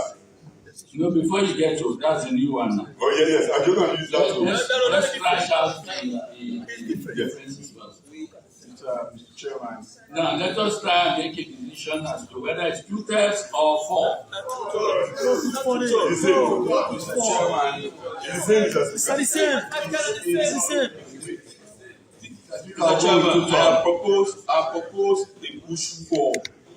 You know, life, we are all strangers in this world. Let us face the fact. During the election process, there is a demise of the commissioner. We don't have control over that. And the other one, they are going to give us hypothetical cases. And the other one is gravely sick. You want to have urgent meeting. If you don't get 4, you cannot control that meeting. Even when you are connected to 2/3 of members of parliament, you have to take into consideration as the speaker those who are out of jurisdiction on excuse. Because yes, on excuse when you complete 2/3. So likewise you do for the commissioner. If there is a case of a demise of a commissioner and they are no longer commissioners, so 2/3 can be calculated based on the commissioner present. You have so long as a quorum. Yes, sir. Let us take inspiration from the wisdom of the previous parliament that passed this 2012. They specifically indicated the figure 4, figure 3 here. What's wrong with indicating the figure 4? Because if you don't consider, if you don't push a case like I'm pushing now, I will push the logical case. I was here. I don't want to go back. I was here. Don't forget about that. The answers are there. Let's talk about the present. We cannot rewrite the wrong. We correct the wrong. What is the wrong? The what you are saying for, I am still pushing it. It's a thing that comes to a vote. They say the rules of life and death. That is the issue. No, I'm coming. Yes. Were they absent when this 2012 bill was passed? The commissioner? No, the vulnerables of life. Mr. Speaker, Mr. Speaker, when you put figures, let me tell you about figures. When you put figures, you start to create a problem with most. It becomes very rigid. I'm saying elections are different from the way we make decisions for our meeting. There is a reason, even for you to take a decision after they are concluded, they are not saying simple majority. They are not saying just another majority. Majority of members in that meeting. They are not taking, you can just take decision. They are going to look for majority in that meeting. So I am saying, in the instant we are on a normal temperature and pressure, Mr. Chairman. We are not on a normal temperature and pressure. The time election comes, people head will get loose and people start to say different things. If you have to go and have a meeting to come on urgent decision, and there is a problem like this, and you say 4, you have to convey Parliament to come and amend the Act. You have to call Parliament to come and amend the Act because they have been specific or normal. But in calculation is a flexibility for you to discharge your duty. Mr. Speaker, let me be on record. If I'm going to be defeated for this motion, let me be defeated. For posterity to join me alone, or those who join me to vote. So I thank you, Mr. Speaker. To vote? Yes, on it. Because the case I'm pushing is very clear. I want to start voting now. Please, I beg you them to understand the scenarios I have cited. I beg them to understand the scenarios. The scenarios are very clear. Say the time for elections are not normal times. And you are about to take a critical decision that will affect the election. And there is a demand of the commissioner. Oh, commissioner is great basic. You are looking for a forum. You are looking for a forum. You can calculate based on the figures given you 2 tours. 2 tours to give you a figure so that you have majority. But added to that, the decision that you are going to take is not only the forum, but you have majority of them backing your decision based on what you have calculated as result. I respect it. Mr. Chairman, I did, Mr. Chairman, so I yield to the opposition leader. Mr. Chairman, I still believe that having a figure is very important. All right. Mr. Speaker, if you read 4 in tandem with 5, let us take the scenario of the leader of government business. 1 is sick, 1 is dead. 4 is still a quorum. Are we thinking that we will have 3 commissioners that will be sick or dead or past the age before 2023? No, as a house we will not think that way, Mr. Leader. As a house we will not think that way. Mr. Speaker, I want to believe that at any point in time, 4 out of 6 commissioners should be available to conduct the business of the commission. That's what I believe. Okay, people spend some time. If they are not available, any commission is dead. It is dead. If we don't have 4 commissioners out of 6, then that commission will be challenged. Yes. We should not presume in seeing a commission manning the affairs of that institution when they are less than 4 out of 6. It will be very dangerous. Yes, that is dead.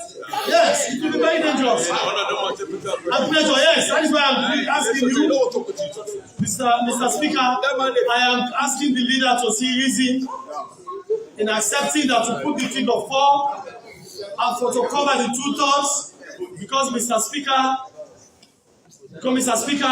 I believe that if we have a commission of 6 members and they are less than 4, the credibility of that commission will be challenged.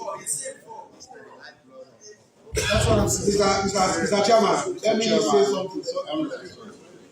Mr. Chairman, I think I'm supporting the 2 thoughts as suggested by the leader of the opposition. Mr. Speaker, Mr. Chairman, members, we have 2 books here. We have the Constitution and we have the standing order. The Constitution is talking about 2 thirds majority when we are amending the Constitution. It's because situations are dynamic. Before now we have about 140 members of Parliament. 140 members of Parliament.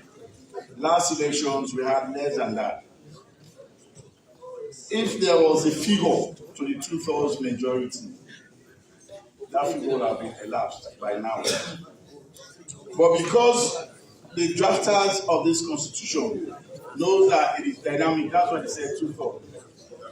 So 2 thirds of the members of Parliament at that time, they did not calculate the figure. The other section that talked about 2 thirds majority present at the time of taking the vote, there is no figure. You know, count the members of Parliament at that time. Then SO 71 is talking about quorum of 1/4 before you start sitting. There is no figure.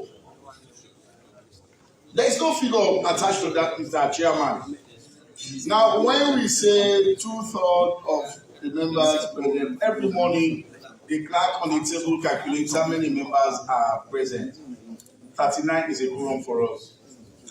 37. You know exactly that 1/4 of 140 MPs of real MP is 37. So every morning when we count 37. There is no figure. And Mr. Chairman, when we started the debate, there was something you said that we're here to correct the wrong. That you will not accept those wrongs that happened before you became speaker. But just now you are saying we should go back to the act. I mean, there is a figure stated in the act. So what I will say, Mr. Chairman, Mr. Chairman, we have standing orders, we have the Constitution. They are both talking about either 2/3 or 1/4. Now you calculate the members present. So we can do the same thing for this act. If we agree on 2/3, then at that time the meeting is supposed to hold, they get the 2/3. So I still suppose that we have 2/3.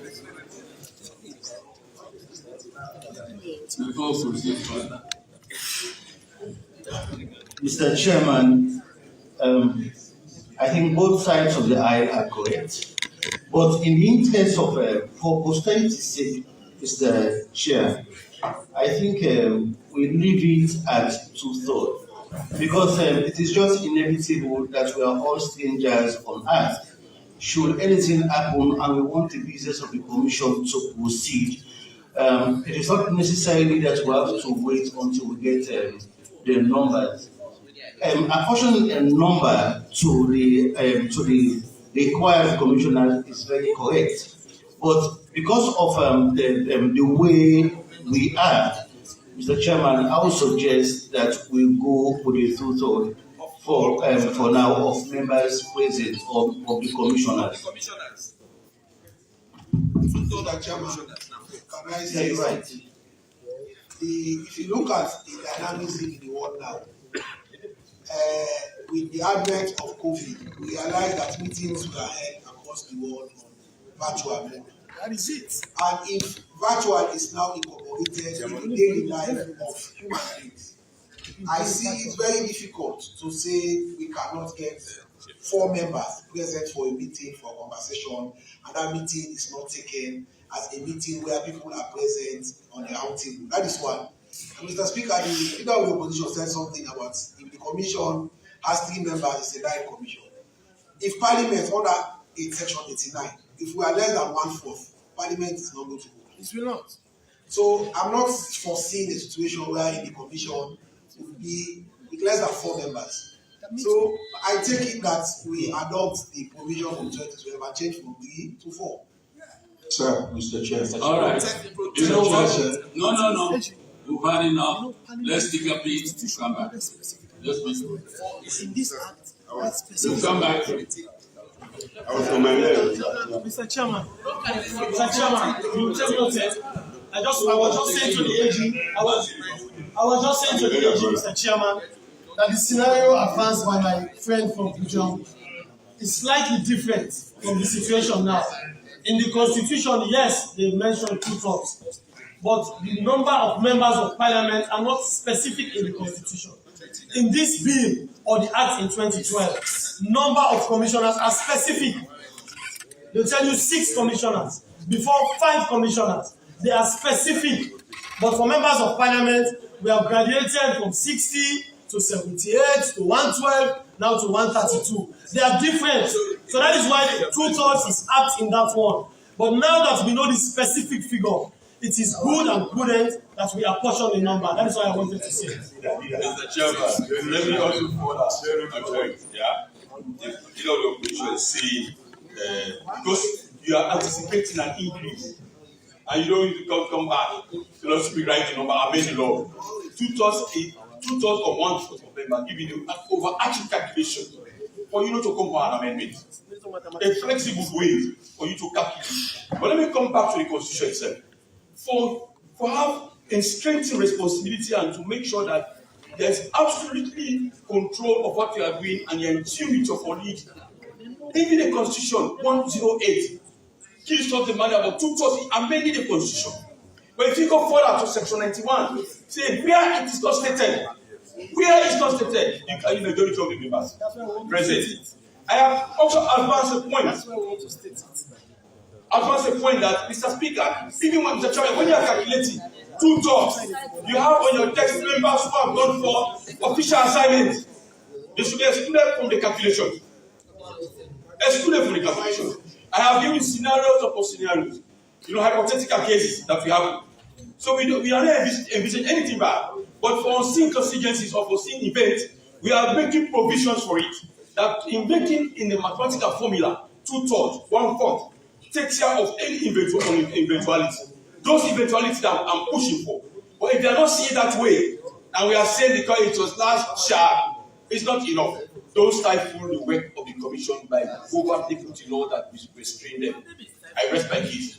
Anything you say, take I do you want Mr. Chairman, let me just say in my bit. Okay. Mr. Chairman, the population of Sierra Leone is growing. At one point in time, in the years, we had 5 million. We are graduating 7.5. Very soon, we'll be getting to 14 million. And there will be the need to have commissioners probably in every district in Sierra Leone. We bring the law again for amendment. When we make laws, the laws will have a test of time. It's not just for a couple of years and we come back to amend. We will make the laws that last. That last.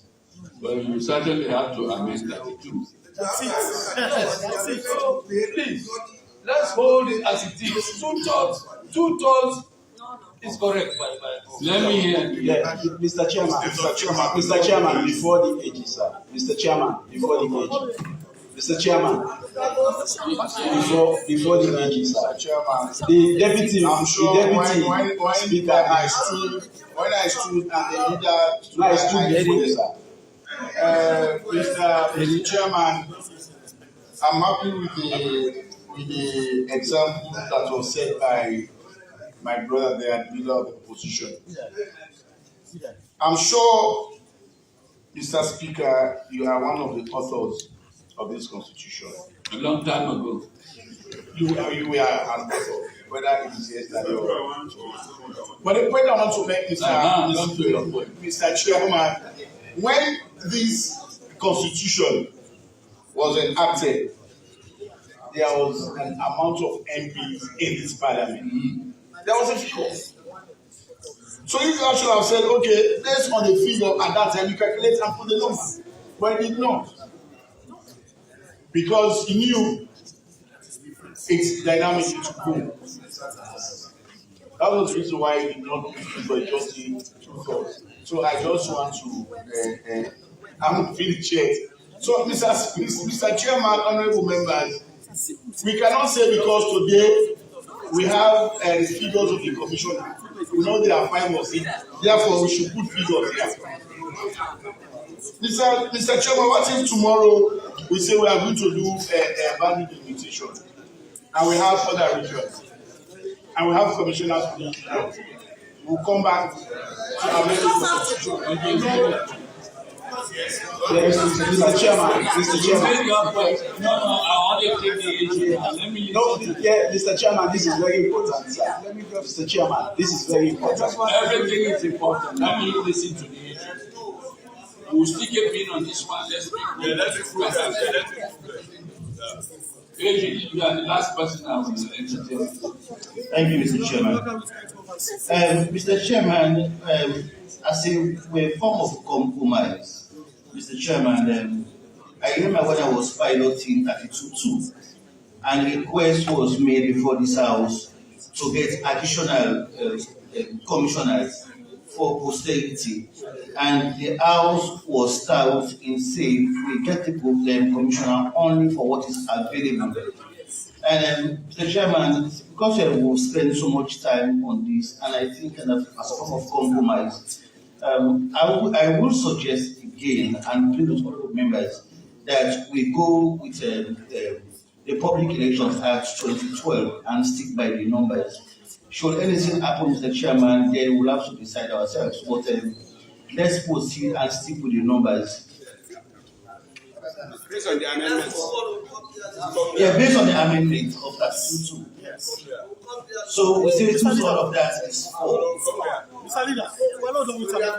Based on the amendments. No, we're not done with that. Okay, we'll stick your pin there, we'll come back.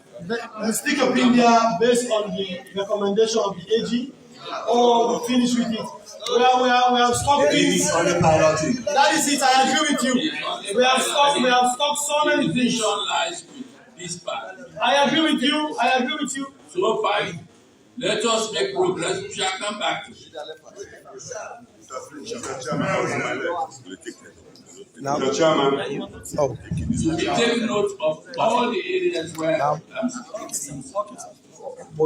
The chairman, you told me to wait. Page 10. Mr. Chairman, Page 9, you told me to wait. Page 9. Yes, Mr. Chairman. Let me listen to somebody who has not spoken. 8.3 and speaking to Page 9.8.3.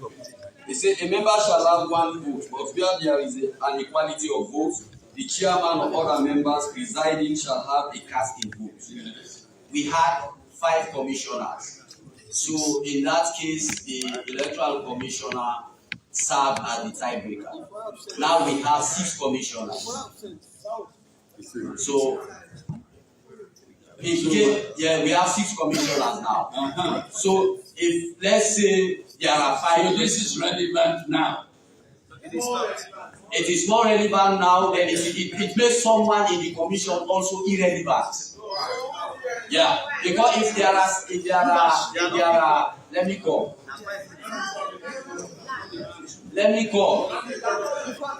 Now there are 6 commissioners. Now the electoral commissioner only has a casting vote when there is a tie. Now we are talking about a quorum. We are talking about a quorum of 4 or 2/3 until it is decided. So in the case we have 4, there is still there are 2 votes, two votes. So who is the tiebreaker in that case? The chair. So you have the chairman. Double vote. So what? So what? The reason why I'm saying 1 is irrelevant, in a situation where there are 5, 3 votes, 3:2. So in that case, the chairman's vote is irrelevant. Yes. So that's what I'm saying. No, it is not a tie. Yes. Mr. Speaker, my leader, Mr. Chairman, my leader interpreted 8-5, the majority there, majorities mentioned in 8-5 to be 3 if there are 4 commissioners attending. What I'm saying here is the majority here to be what? 4. Consider the 6 commissioners. But if, for example, it was 20, majority of the members present, then it becomes a different thing. You're dragging us back. Why is that? I want to make you. Okay. He said majority can be 3. I want to make. But you have to listen, Mr. Speaker. You have to get my point. Page 10.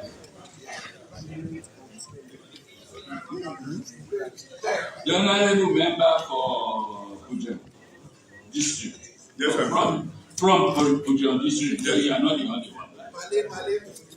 But you don't listen to me, Mr. Speaker. You don't listen. You don't listen. No, you are the one not listening. No, you do not. Well, you will speak again. Page 10. So.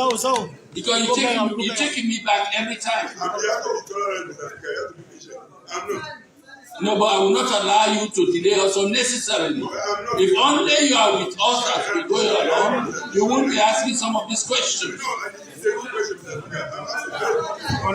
Page 10.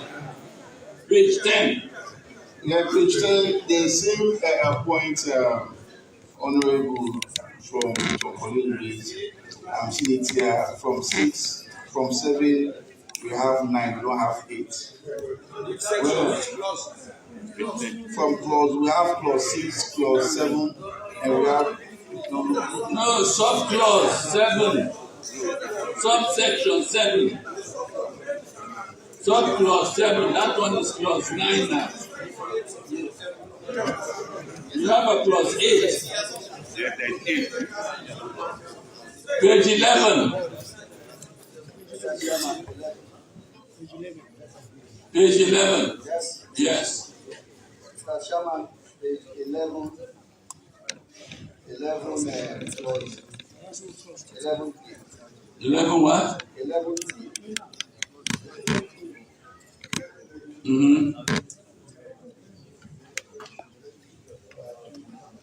Okay, sorry, it's 2. The Electoral Commission is subject to subsection 3. Accept, grant, gift, donation, and request made to it. Mr. Chairman, I want that one to reference the Constitution. 118 subsection 7. 118 subsection 7, Mr. Chairman. Parliament shall be notified by the appropriate minister or authority of all gifts, donations, grants, and pledges made to the state of Sierra. Yeah. So it will apply. You don't have to reference it. If you say that, then you have to reference it. Every legislation that we pass here is in the Constitution. Page 12. Yes, Mr. Chairman. Yes. Page 12, the Roman figure 4. Signature and thumbprint. To me, we have people that are differently able. In my constituency, for example, I have camps for war wounded. By the way, there are some with no hands. And if you are restricting that the qualification for you to get registered, and one way is to either sign or thumbprint, what is the provision for those with no hands?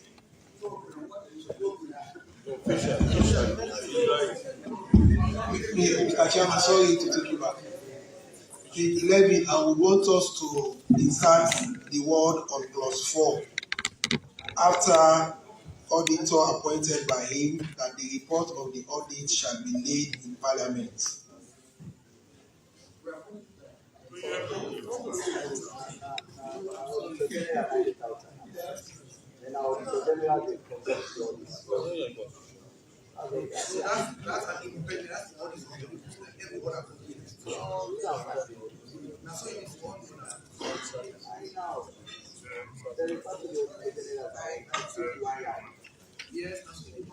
Mr. Speaker, Mr. Chairman, I hope my point is taken into account.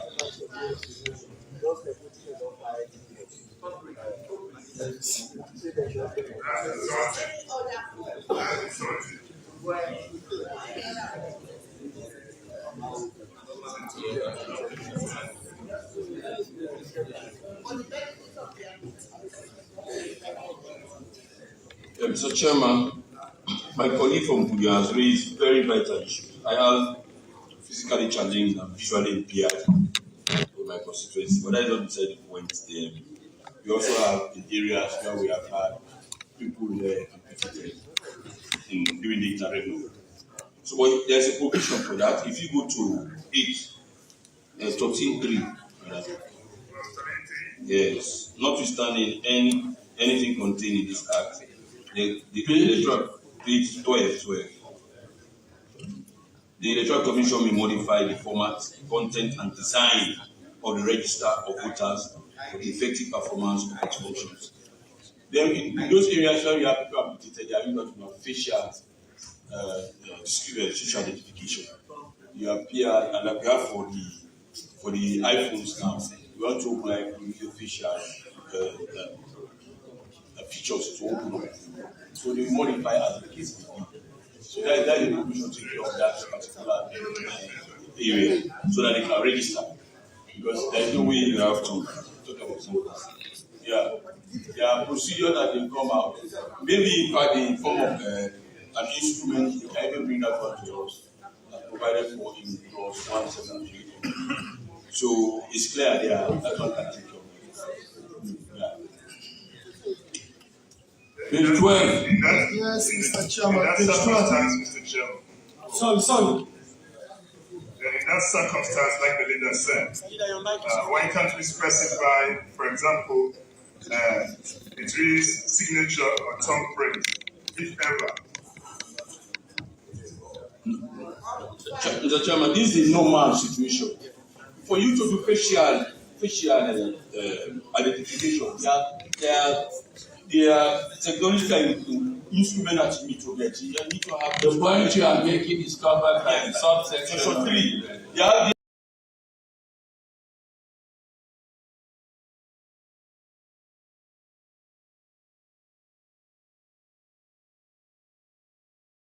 They have their implications. You have to bring regulations.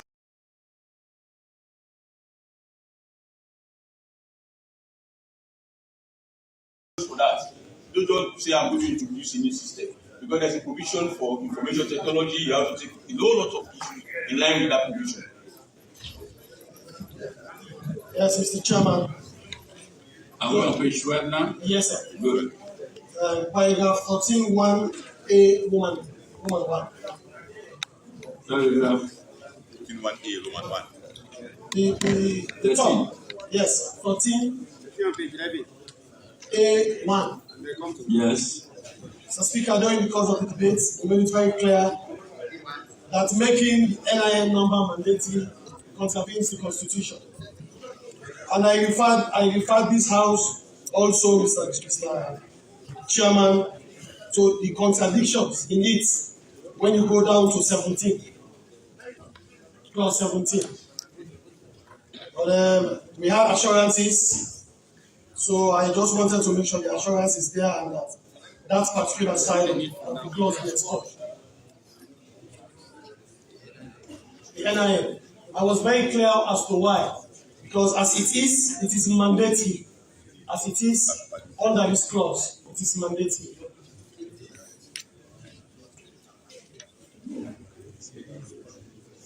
Under this clause, it is mandatory, Mr. Chairman. Read it in tandem with clause 17. Yes, in tandem with clause 17. Clause 17 gives you specifically those who are to be excluded. Specifically, those who are to be excluded. So an NIN number is not a criteria or a condition for one to be excluded. It is not.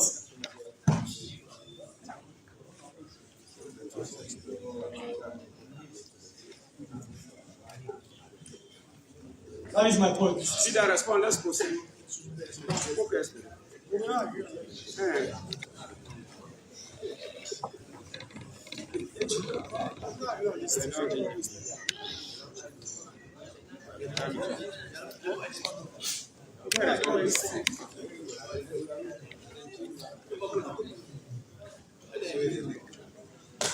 Mr. Chairman, I am trying to follow your logic. Not just logic, this is law, not logic. No, logic. No, I'm not talking logic. Logic. The NIN you're saying is mandatory, but I cannot see any mandatory diction. Well, let me just kind of explain what let us save the time of the House. The conditions as listed in 13(1)(a) Roman 1 are a must in the register. They are a must in the register. So that's not logic. To save time, I think you made reference to an understanding. Yes, which was pronounced in this House as well. So save time. Otherwise, we.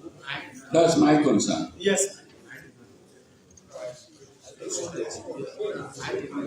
Mr. Chairman. Mr. Chairman. Mr. Chairman, with regards to the name, we have all debated this issue. My colleague brother from the Western area in his debate highlighted provisions and legislations that also makes it mandatory for the national to have a national identification number. And if having a national identification number is one that is being legislated and is now being imported here, Mr. Speaker, I still hold the view that there is nothing wrong in somebody being registered and showing a national identification. I see nothing wrong. Mr. Chairman, I agree with the honourable member. There is nothing wrong. I agree with him. Mr. Chair, I agree with the honourable member. But all what my colleague from Lumley quoted in the act that talks about civil legislation did not make it mandatory for election purposes. And Mr. Chair, I agree with my colleague from Kainau. If you go to 24, honourable member, honourable Gaval, if you go to clause 24, you will see that NIN is there and nobody is questioning that. If it is the form of identification you have, you can use it. Nobody is questioning that. It is contained in clause 24 as one of the instruments you can use to identify yourself. Nobody is questioning. If that is what you have, it is what you have. But to make it as a prerequisite for registration is what we are saying is ultravies the Constitution. Yeah, that is the point you're making. Mr. Chairman. And if it is ultravies the Constitution, it has no place in this bill. Mr. Chairman, I would want the honourable member from Western area to tell us how clause 13 ultravies the Constitution. Okay, I will. Yes, Mr. Chairman. Mr. Chairman, I see. Look at section 31 of this. Go ahead.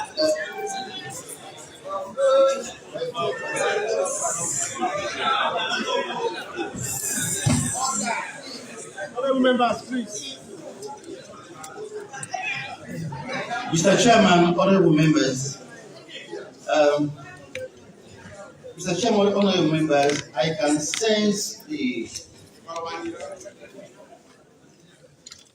I realize and appreciate the concern raised by honourable members regarding section 13, clause 13, subclause A1 about the national identification number. Mr. Chairman, if I could read under the rubric of registration of voters, clause 13.1, the issue about the mandatory provision, the mandatory word of shall, if I could read, that there shall be a national register of voters to be known as a register of voters. Mr. Chairman, this is after the completion of the process. At the end of completion, Mr. Chairman, there is going to be a national register of voters. That document is what the ECSL will keep for the day of election. That's it. The purpose for that, the intention is not discriminating or excluding any individual from their rights to be registered or to be voted.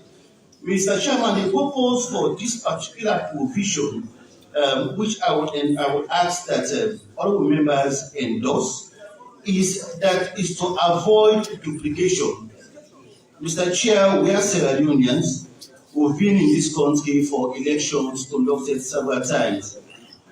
We've had instances of electoral malpractices, people registering in different areas from one place to another place. And Mr. Chairman, based on section 33, based on section 31, which gives the general scope for the Electoral Commission to continuously make laws, regulations, or policies as they move on for a better functioning democracy. Mr. Chairman, the national identification number will be and is a unique number of every individual, be you a legal resident of Sierra Leone or a citizen of this country. When you are going to register, the provisions as per the Public Elections Act 2012, 25(1) is saying it gives you what are the documents or what are the instruments you need to be registered. Mr. Chair, 1301A sub 1 is only saying that at the end of it all, after you have provided all those or any of those documents, it's saying come that very day, that day of election when you want to vote, they have a register which they've generated and they will have kept that register. That is the only number that will protect over voting or that will stop over voting. Honorable members, please. That is the only number, because if I appear at any polling station with my name, Mohammed Lamin Tarawali, and to which we know there are several Mohammed Lamin Tarawalis in this country, Mr. Chair, the uniqueness of that NIN is that once it is plugged in, once they punch my NIN, if I have, it will tell them the exact Mohammed Lamin Tarawali that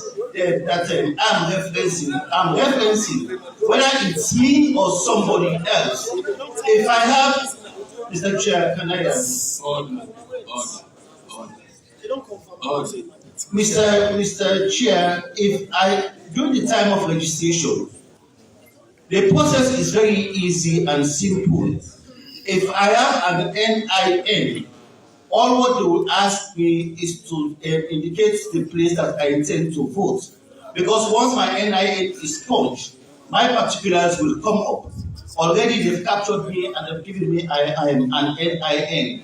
If at the process I don't have any NIN, there will be a station, a booth at the registration center where they will register you and give you your NIN. The NIN is a continuous process. It's not particularly for election. As we said, Sierra Leone is a dynamic state. Sierra Leone is a dynamic state. Maybe that is one opportunity that will continue, they will continue to register people as we move on. When a child is born at birth, the child is given an NIN. We will know that that child, whether the child at a certain age, whether the child is qualified to vote or not. If you are registered at age 17, knowing fully well that you turn 17 now, subsequently next year you will be qualified to vote at 18 and have an NIN now. On that day of voting, once my number is punched in, all my particulars will come up. You will know that yes, yesterday I was 17, today I'm qualified to vote as 18.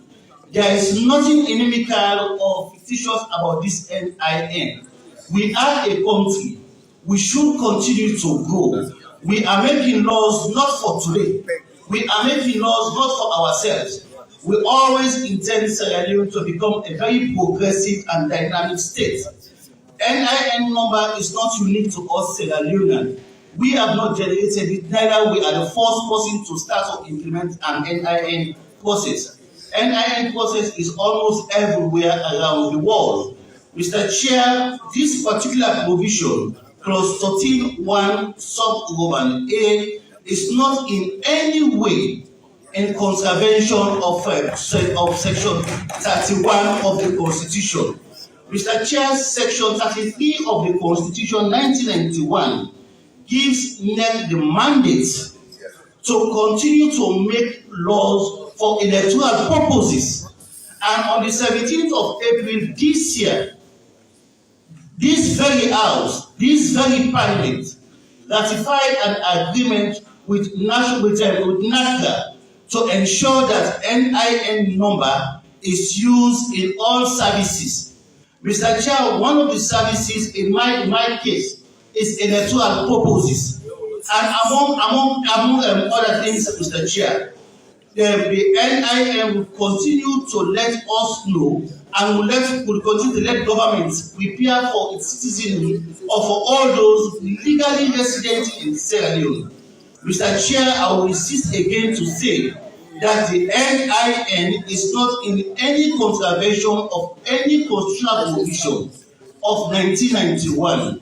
What the NIN is doing, Mr. Chair, is to, in fact, is to augment and implement and accredit our laws as we move on. NEC has the mandate as per Section 33 to make laws, to make electoral laws.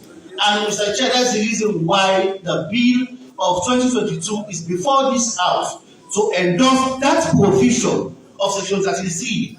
Gives NEC the mandate just to add that singular, just that word provision as a requirement. Section 33, clause 13A is not anything to say that it's at the end of the process when a voter register has been compiled, that for every Sierra Leonean, we are trying to ensure that every Sierra Leonean has an NIN. So it is not in contravention of the provision in any way. I take cognizance very well of subsection 8.1, subsection 8.9b, and subsection 108.19b and 108a. Mr. Chair, to allay the fears of this honorable House and to allay the fears of honorable members, Mr. Chair, it will go down in history that this House, this Parliament, all of you sitting here as honorable members of this country, representing young people, it will go down in history to say, at the time you serve, during your time, at your tenure, you were able to make a very standardized law that will protect the interests of Sierra Leone from this point moving forward. Mr. Chair, let me pose legal submissions on this particular matter. I actually want you and the leader of the opposition to take your time to go through this particular, the clauses we are talking about. The clauses here do not disqualify anybody at all. The clauses we are referring to, Mr. Chairman, they are only describing the details of the electoral register and nothing more. The disqualification clauses are in other clauses. They are not part. The NNN is not part of the disqualification clauses. Take your time and read this particular aspect. NNN does not disqualify anyone from voting.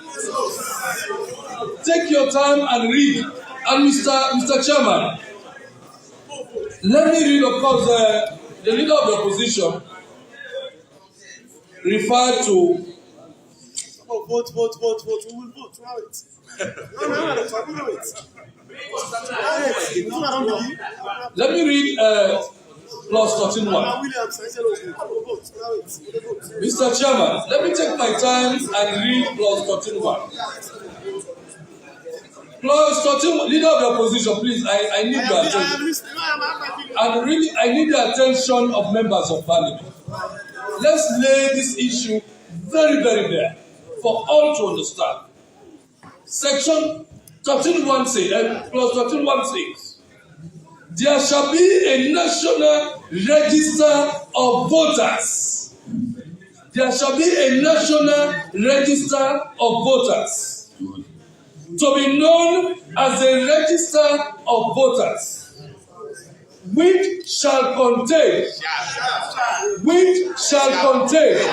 listen, which shall contain the content. This is only describing the details of the electoral register. This is only describing it. If you go to register as a voter, if you are 18 years of age, you are a citizen, you are of sound mind, and you go to register to vote, all of these details are captured. Your NIN number is captured in the electoral register. Mr. Chairman, no, let me just finish it, please, with your kind permission. You see, we have over maybe 1,000 polling cameras in Sierra Leone. 1,000. Over 1,000 polling cameras. We have maybe over 2,000 AKKs. Abdul Karim Kamaras. We have over 1,000 of them. All the NIN is doing is to attach a unique identification number to a particular polling camera. Except as members of parliament, we want to pass a law to encourage duplication of voting. Except if you want to encourage duplication of voting, except probably. Mr. Chairman, this is very, very important. I can come to a particular polling station, I am for the camera, and vote. And go to another polling station and vote for another polling camera. But if you go to vote, for instance, if I vote here and I go to vote to another polling station, the moment they enter my NIN number, they will know that my polling camera is not the particular polling camera that should vote at this particular polling station. So NIN numbers are unique identification numbers. And this provision is only describing what should be entered in the electoral register. That is all. And Mr. Chairman, let me submit. I submit that these particular clauses do not in any way, like the agency, they do not in any way contravene Section 31. In any way. Mr. Chairman, take your time and read the clauses we are talking about. Thank you. Let me raise a very fundamental. Hold on, Chairman, please. Let me raise a fundamental question for all of us to ponder. I, Abbas Kundu, appears before a polling station during the time of election. What criteria do I have to produce to satisfy, to make me eligible to vote? Thank you. And for me, that is the fundamental question. While we ponder over this, may I kindly ask that we start Parliament for 10 minutes. You will ponder over it. In 10 minutes we shall come and we provide the answer.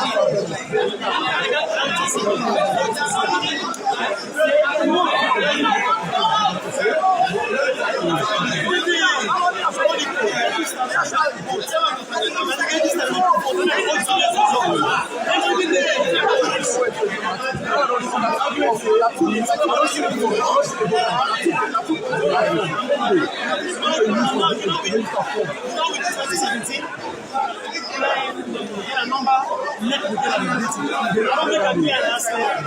That's not stop.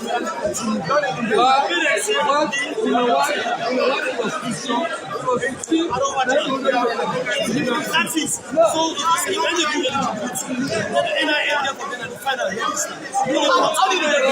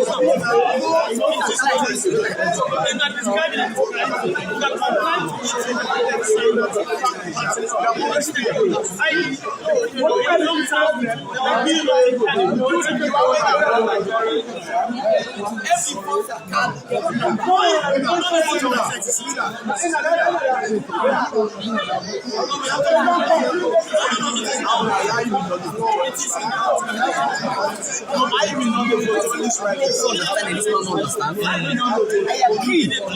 Say that the voter register is a mandate for the information as per clause 14. So how do they go to generate this voter register?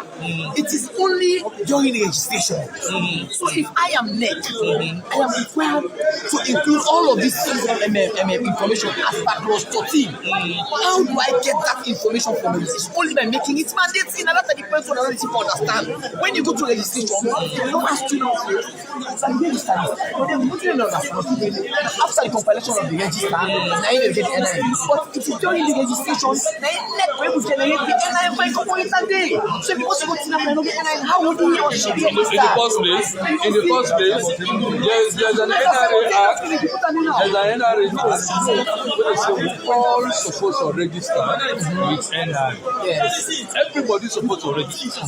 The mere fact that you go register an NRA, they give you an NRA. Yes. You understand? Yes. So not to issue. Everybody's supposed to get NRA. Likewise, everybody's supposed to get a certificate. Thank you. Fine, but they don't make a mandate. Likewise, they don't make a mandate. And the person can have the first thing for Friday for entitlement. But it's not mandatory. Yes. And I know, man.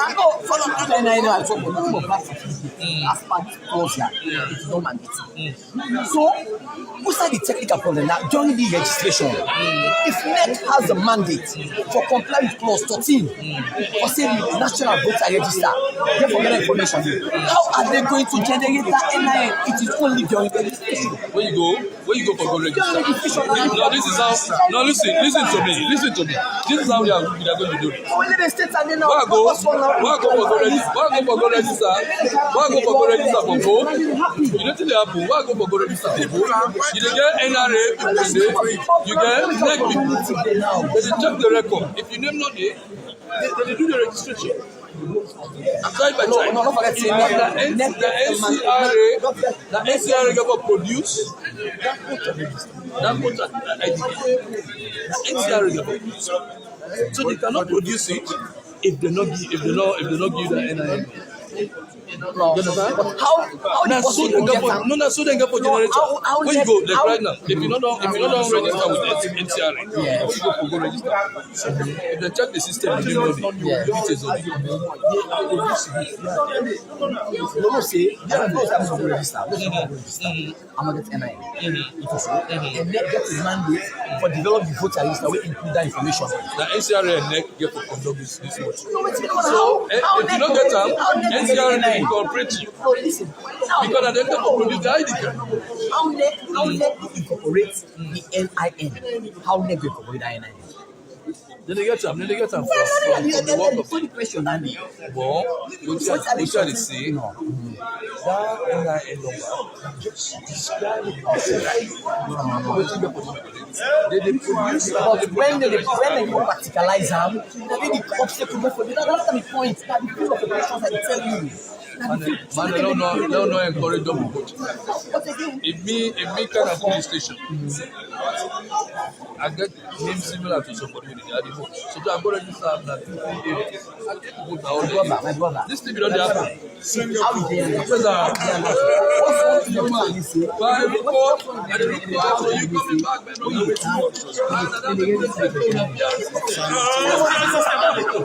Who's PL system? You know I'm true, no. Yes. You don't know what PL system is.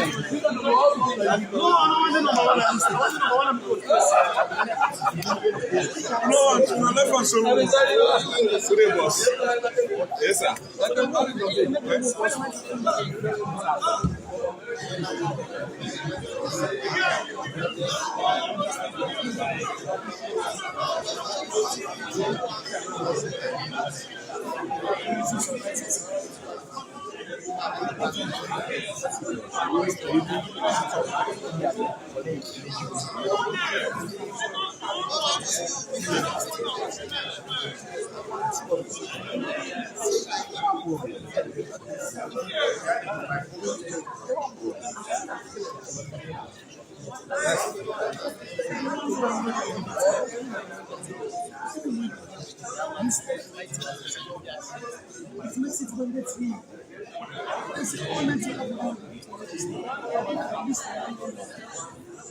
So we can take another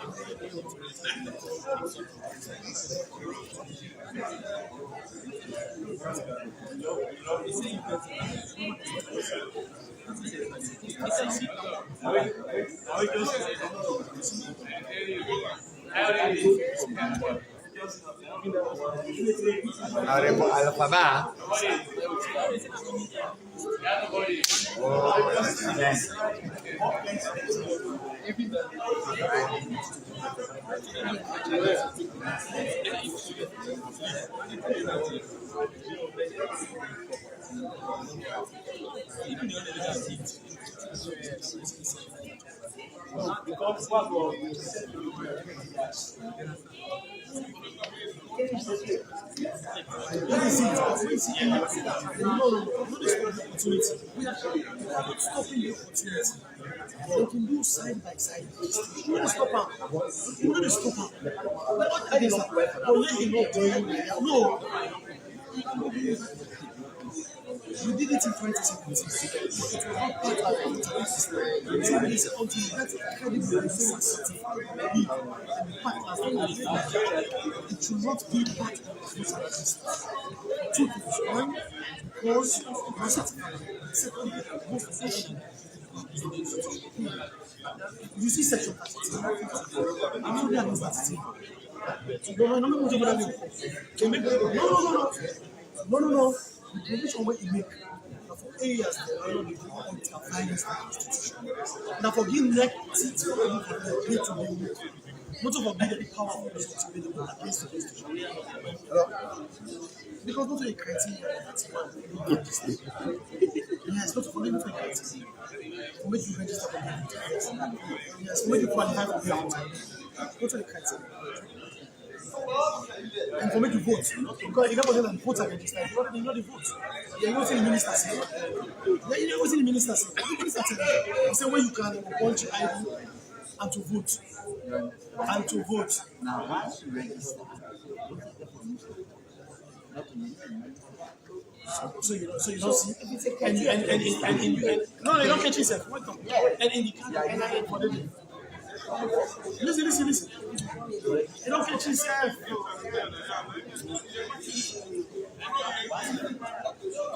So now it's not the link about to be That the first process for vote. When they make it in 24, they make them as an option. Name, birth certificate, chief, man, either. So they all.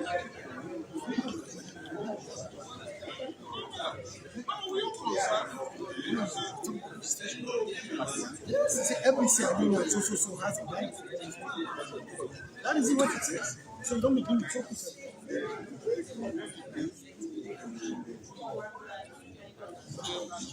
so you don't see and the legislation for everybody vote. No, you don't say with what it mean? One mean is linear. So you see, you know what it is. So you know what it is. For register, you pay for it, based on it, for register, you pay for vote. So you know what it is. Based on it. No, but the register based on it. Me don't be this. Any other thing, you don't have any other. But I legislation. I will vote to register. I will vote to register.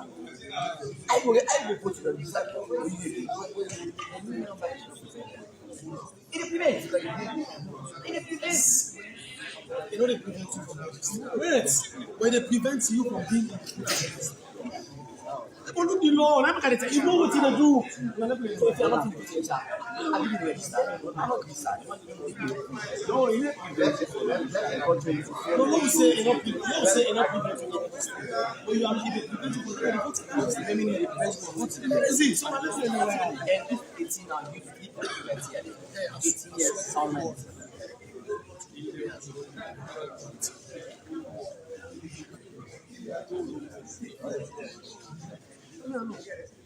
That's my brother, the camp.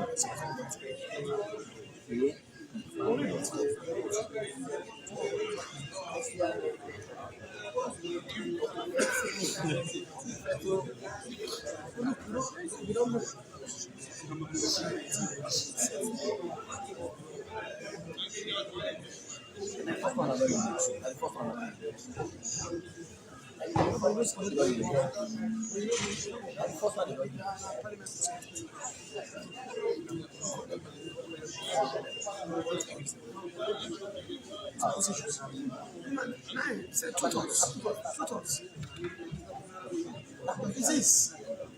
No, you don't need a cultural instrument. You don't need a cultural instrument. Hey, wait. No. You don't need a cultural instrument. You don't need a cultural instrument. Listen. Then you can cultural instrument.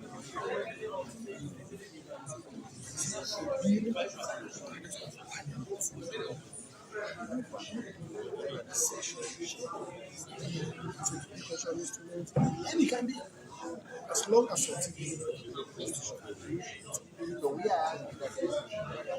I'm not saying don't pass it.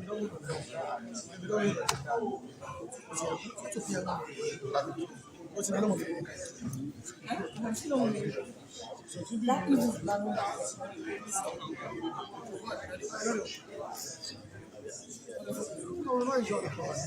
last month.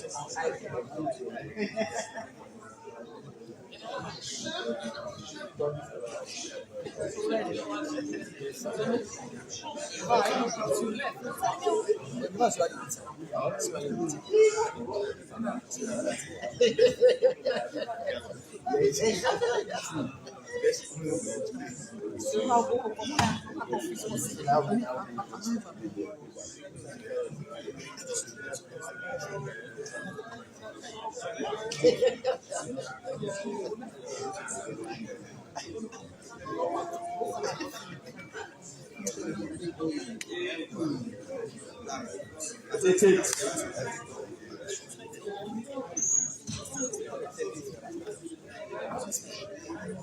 Is it 10 minutes live?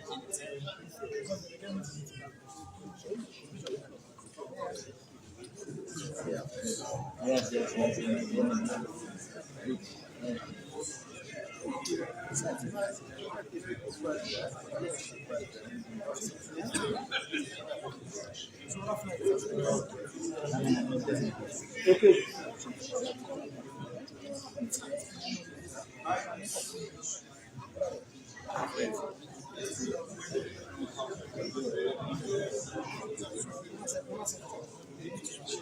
So we don't tell us the power.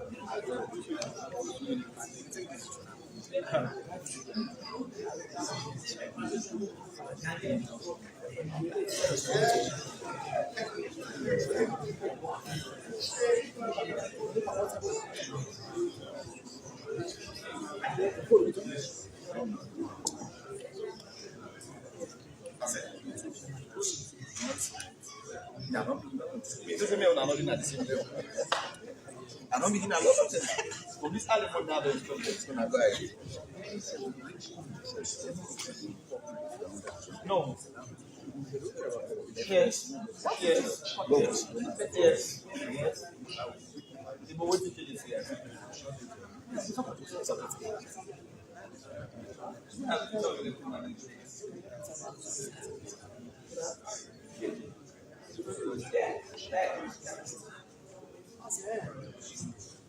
So then what happens? When is that?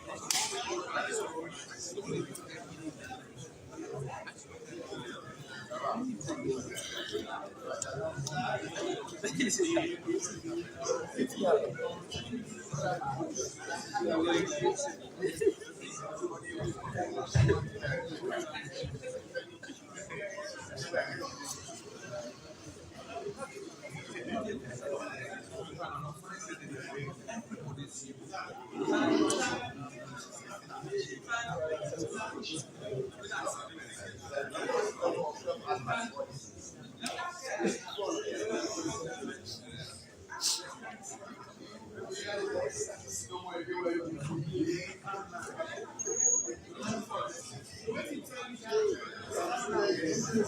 you there?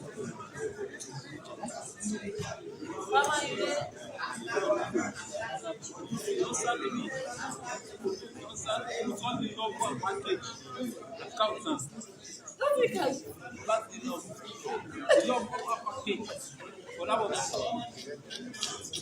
You get something.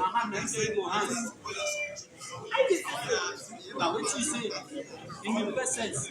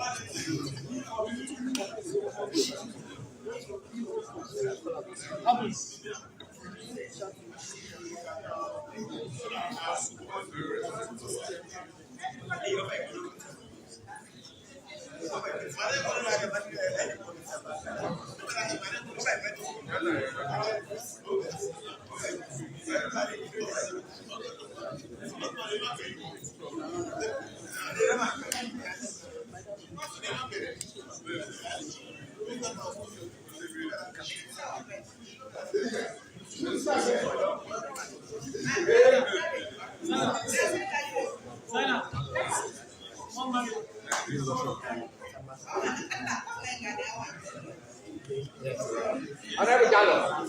Gallo.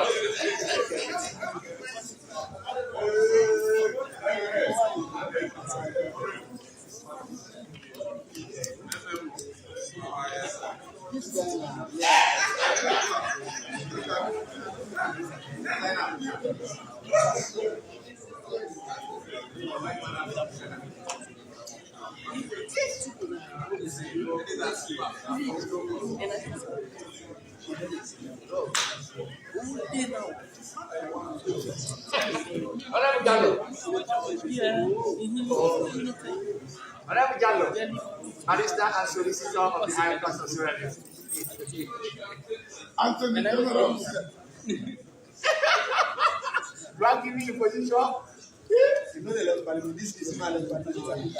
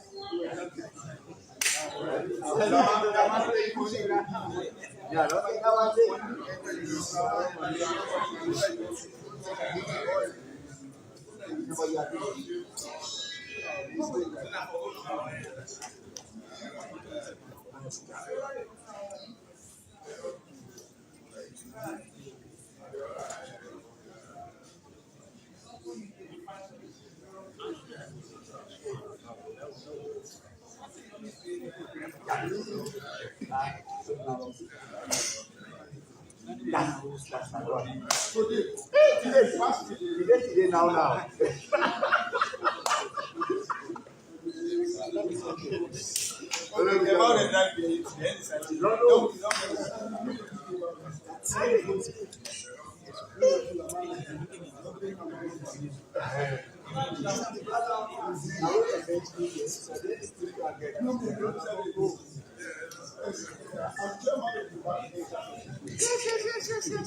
We're ready for go. Nobody knows the one.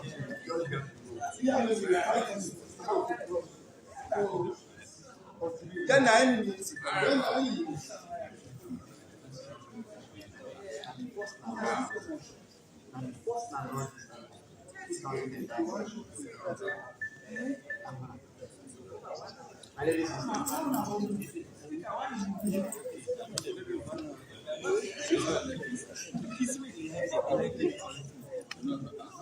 want you like a mirror.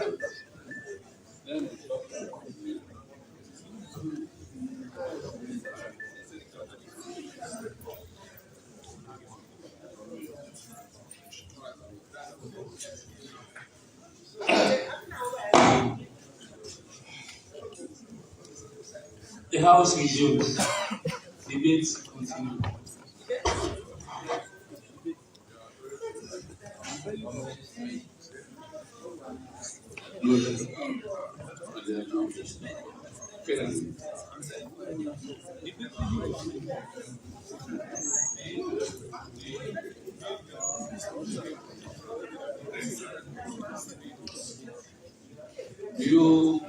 Are you asking for the floor?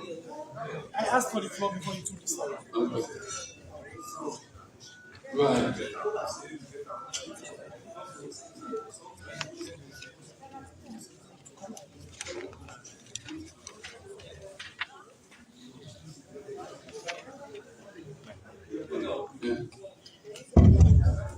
Thank you very much, Mr. Speaker. We are still on page 12. Yes, sir, yes, sir. We are and on the same point, Mr. Speaker. Mr. Speaker, I just want to refer you first to the document, then I will come back to the Land Attorney General. Because by his submission, he himself has accepted that as it is, the NIN is mandated. He has accepted. Because he gave a simple example that when after the registration, when you go to the station, they will ask you for your NIN number, that will be punched, and then they will know that you are the specific Mohammed. That in itself is admission to say that it contravenes Section 31. Because it is mandatory. Section 33 does not envisage any provision in the Public Elections Act that should contravene the Constitution. That is not envisaged at any point in time. But beyond that, Mr. Speaker, the Deputy Speaker was saying that it is just for registration purposes. Section 31 talks about registration of our Constitution. But when you go to the bill itself, Mr. Chairman, clause 14, it's very, very relevant to the discourse. That the register of voters for the time being in force shall be conclusive evidence for the purpose of determining whether a person is or is not entitled to vote in the public election or referendum. Simple, Mr. Chairman. That is why the civil register has been distinct from the voter register. Now this bill is attempting to merge them. Nowhere in the world do you merge a civil register with an elections register. Nowhere in the world. They serve different purposes. Next, I'm sure you might recollect, I will not say you will, or you might, Mr. Chair, that this very house, NCIA attempted some few years ago, 2 or 3 years earlier, in attempting to register people under the guise of submitting their data to NEC. It was this same house that stopped them from carrying out that activity. And it was done because it contravened the Constitution of Sierra Leone. This same house. So I see nowhere where this house will come again to go against what it has ruled upon that was justified at that point in time. Even the leader of government business, when he was making his submission, the day we were wrapping up, this is outside the law because, as I said, I am making all of these other submissions because people have brought in things outside the remit of law into the discourse, and the public needs to know. He referred us to a communique that was signed by stakeholders. Even that communique itself was specific in referring to long term, not short term, not medium term, on the use of the civil register. Mr. Leader. It's not a community. I come as EU recommendation. Or EU recommendation. Okay. But basically, because we were told that, our partners have recommended, we should do this, we should do that. Our partners are not expecting us to do anything outside the law. Nothing absolutely. They want us to comply with the law. And again, as I said, clause 14 is very, very specific. And we have agreed that as a house, we have been voted in by people. We are representing them here. So we will not make laws that will disenfranchise them. I was very clear, Mr. Chairman, when I was wrapping up, that there is nothing stopping NCIA doing their work if it will make their life easy, side by side, as was done before. But for them to insist that their data must be part of the civil of the elections register as distinct from the civil register contravenes the Constitution, Mr. Chairman. Let me ask a question. Mr. Chairman, please let me ask a question. And this question goes to all of us.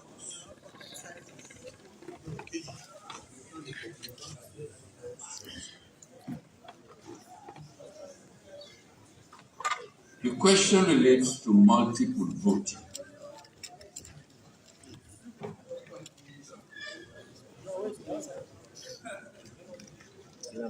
Is it right or wrong that we encourage multiple voting? Mr. Chairman. Simple question. Mr. Chairman. Response? Yes, then I make a submission. Let me just respond. Do we consider multiple voting as right or wrong in any election? Mr. Chairman, according to not just the 2012 Act, even on this bill, multiple voting is a crime and penalties have been prescribed. So it shows it is a crime. And nobody will support crime. When you commit a crime, the law has made provisions on what is to happen to that individual. It is clear. But before we reach that stage of making it a crime, is it not equally important that we design systems that would prevent multiple voting? As according to the law, yes. If we keep to the law, yes. Section 31 is clear. If we are keeping in line with 31, that's very clear. That is why when people go for registration now, Mr. Speaker, on your voter ID card, forget about the numbers that are there individually. Everybody's picture is attached to his or her voter ID card. And for NEC officials in the stations, they do. Pictures are everywhere. And they have colored pictures. So when you go to vote, you collect your ID card, they look at the voter register, they tick the number, and look at your face to confirm that you, the person that is voting, you are on the card as well. It is not soundproof, but it is legal, it is legitimate, and it is progressive. So certainly we all agree then in this part that multiple voting is bad. Yes. And should be discouraged by all means possible. By all means possible.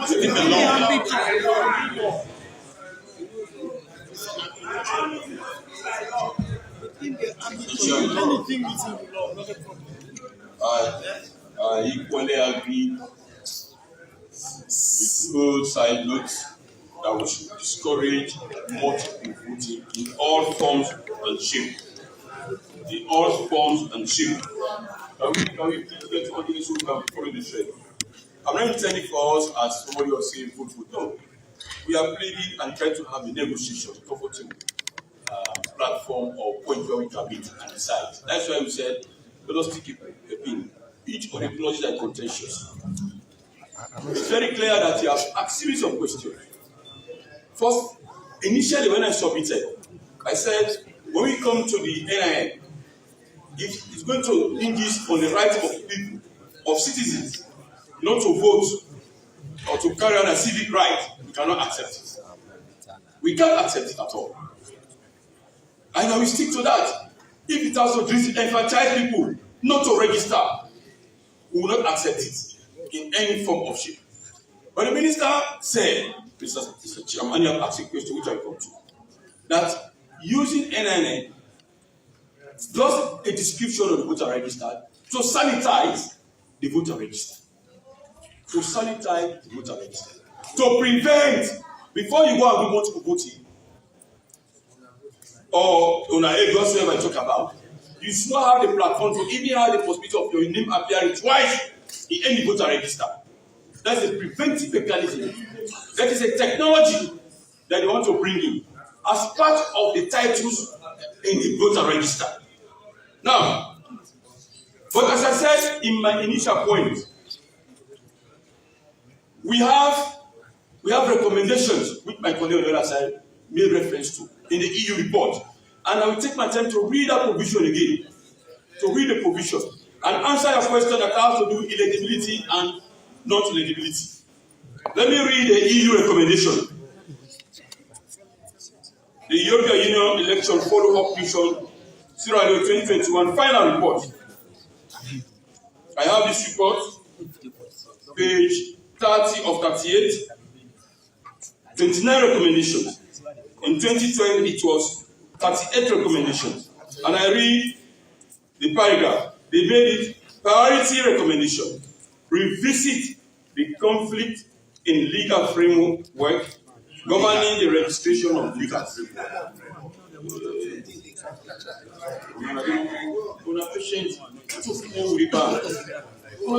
Too much.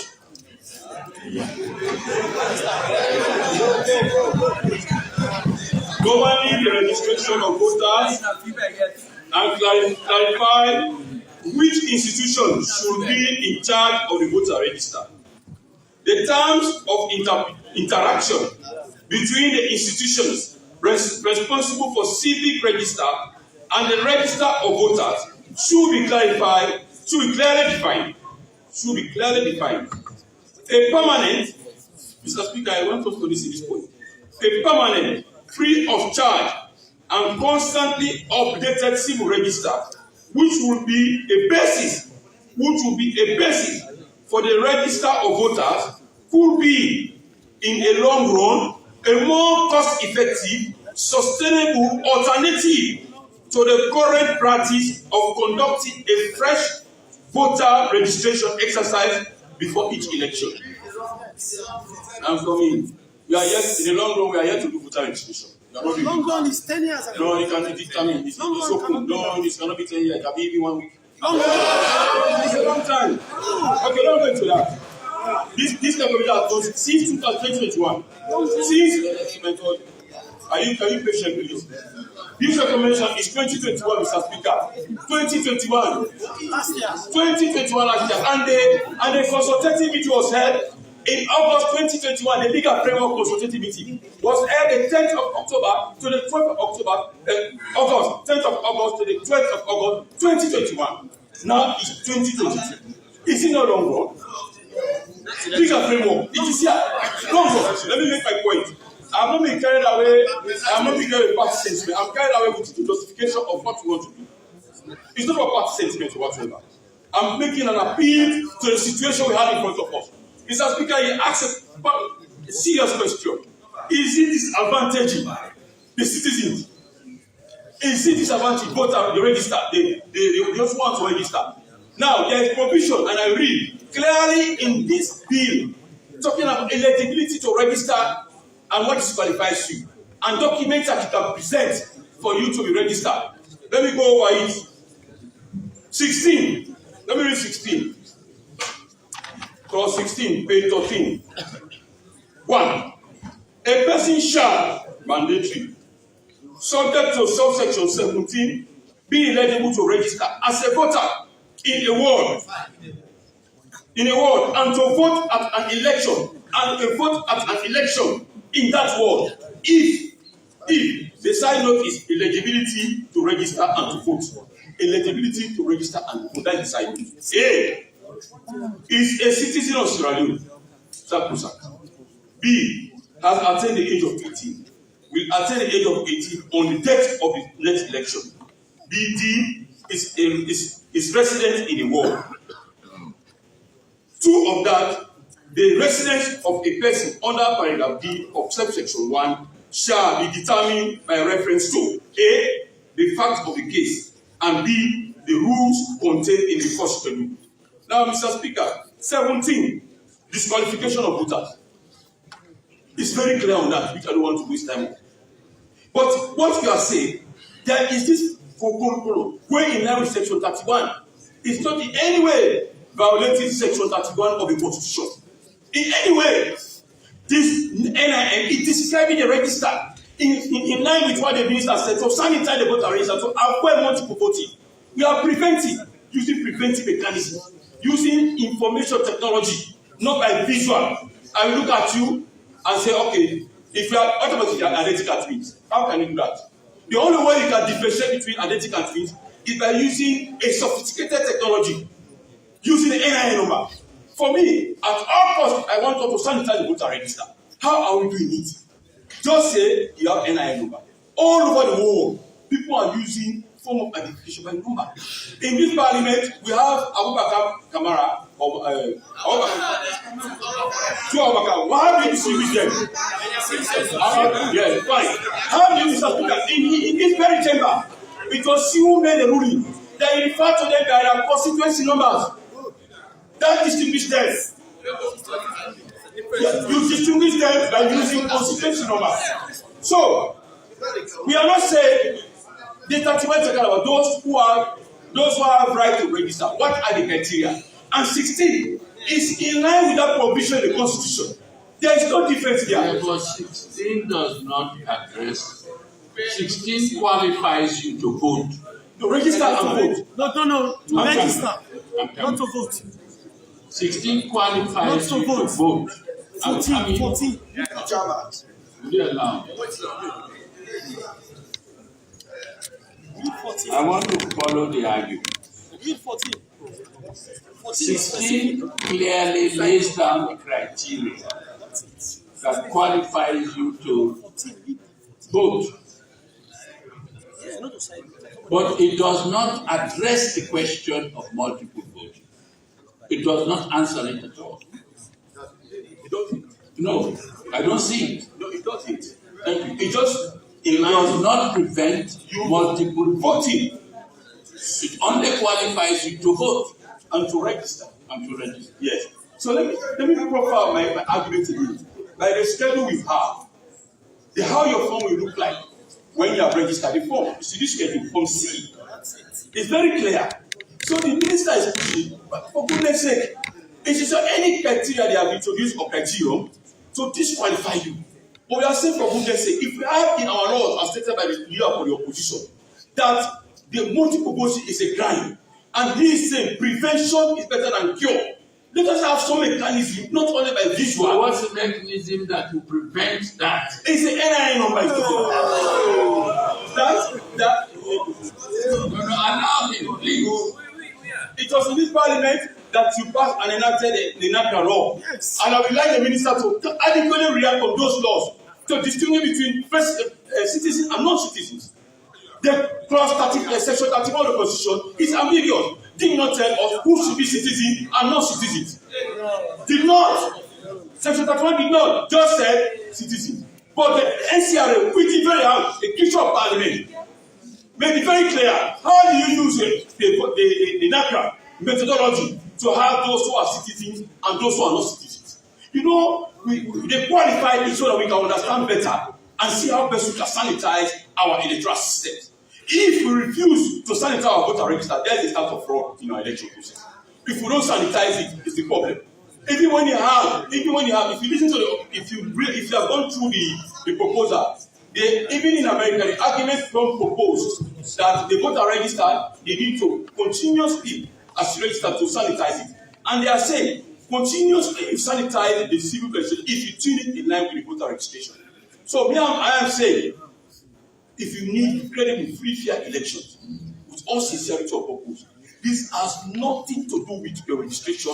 This has nothing to do to disqualify you. But if we all have commonality in purpose and want to see sanity in our registration on our electoral system, let us bring out the NIN to disqualify those who are not Sierra, disqualify people for multiple registrations. That is the only way. And it has to be done after you have registered using the criteria, and you now bring in this technology to sanitize the voter registration. Mr. Speaker, I respect it, and we can proceed. Mr. Chairman. Yes.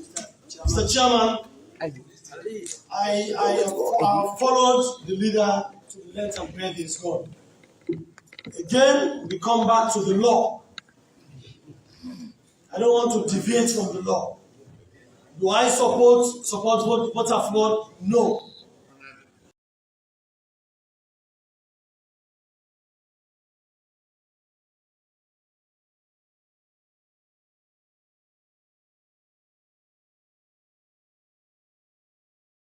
It's gone. Again, we come back to the law. I don't want to deviate from the law. Do I support voter fraud? No. Does any member of parliament support voter fraud? Nobody wants somebody to be killed. But people kill. That is why the laws are there. Can you stop killing? Can you stop murder? You cannot. You cannot stop murder, Mr. Speaker. But you detest murder. You cannot stop robbery. Penalties have been provided. Mr. Chairman, I agree with 16, but I also referred you to 14, which was read clearly earlier. In addition to the schedule, he referred also. If the NEC did not make NIN a requirement, the schedule is clear. It says your age, your sex, your residential address, your place of birth, district of origin, father's name, mother's name. It's clear. So why import something else under clause 14 that has no bearing to elections? It will help eventually, but it has no bearing to elections. The civil register is separate from the electoral register. That is why section 31 is specific. Mr. Chairman, clause 14 in this bill is saying if you are not in the voter register, you will not vote. And which means if you don't have an NIN number, you will not vote. How is it? Why won't you have an NIN? Let me say it. I have an NIN. I don't want to go into the credibility of NCIA, but we know that at this point they have been audited. There is the dose. They have been audited for credibility. The EU suspended funding as a result of credibility. We know that, but they are not before us. They are not before us. So I want to talk on NEC. I agree. I want to talk on NEC because we are dealing with elections. Mr. Speaker, Mr. Chairman, sorry. Under clause 14, the NIN has been listed as a feature of the voter register. It has been listed. I think at this point, let us speak a bit on this. Otherwise, we're going to spend the rest of the day. No. Mr. Chairman. No, we'll speak a bit on this to make progress and then come back. Mr. Chairman. We shall adjourn now for lunch for 1 hour and come back at 1:30. Mr. Chairman, may I make a point on this, please?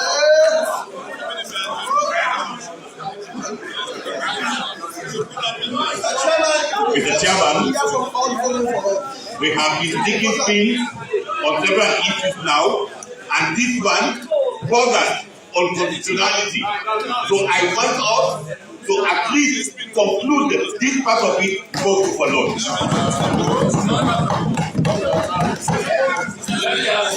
Mr. Chairman. Let the House resume. Mr. Chairman. The House resumes.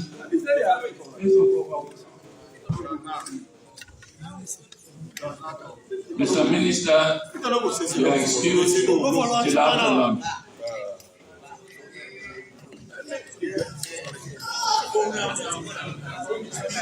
I didn't know that the speaker was here to be dictated to by a member of parliament. The House stands adjourned for 1 hour for lunch. We shall resume at 3:30. It's one.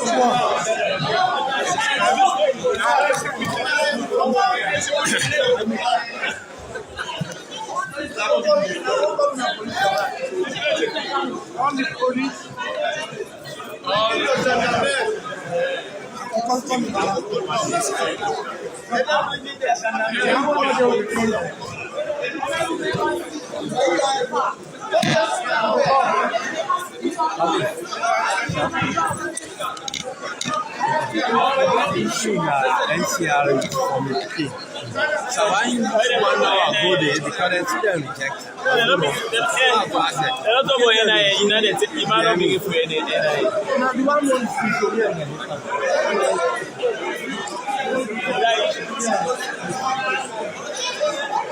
So, Kenya usually are not recorded. If they have self lot, go now and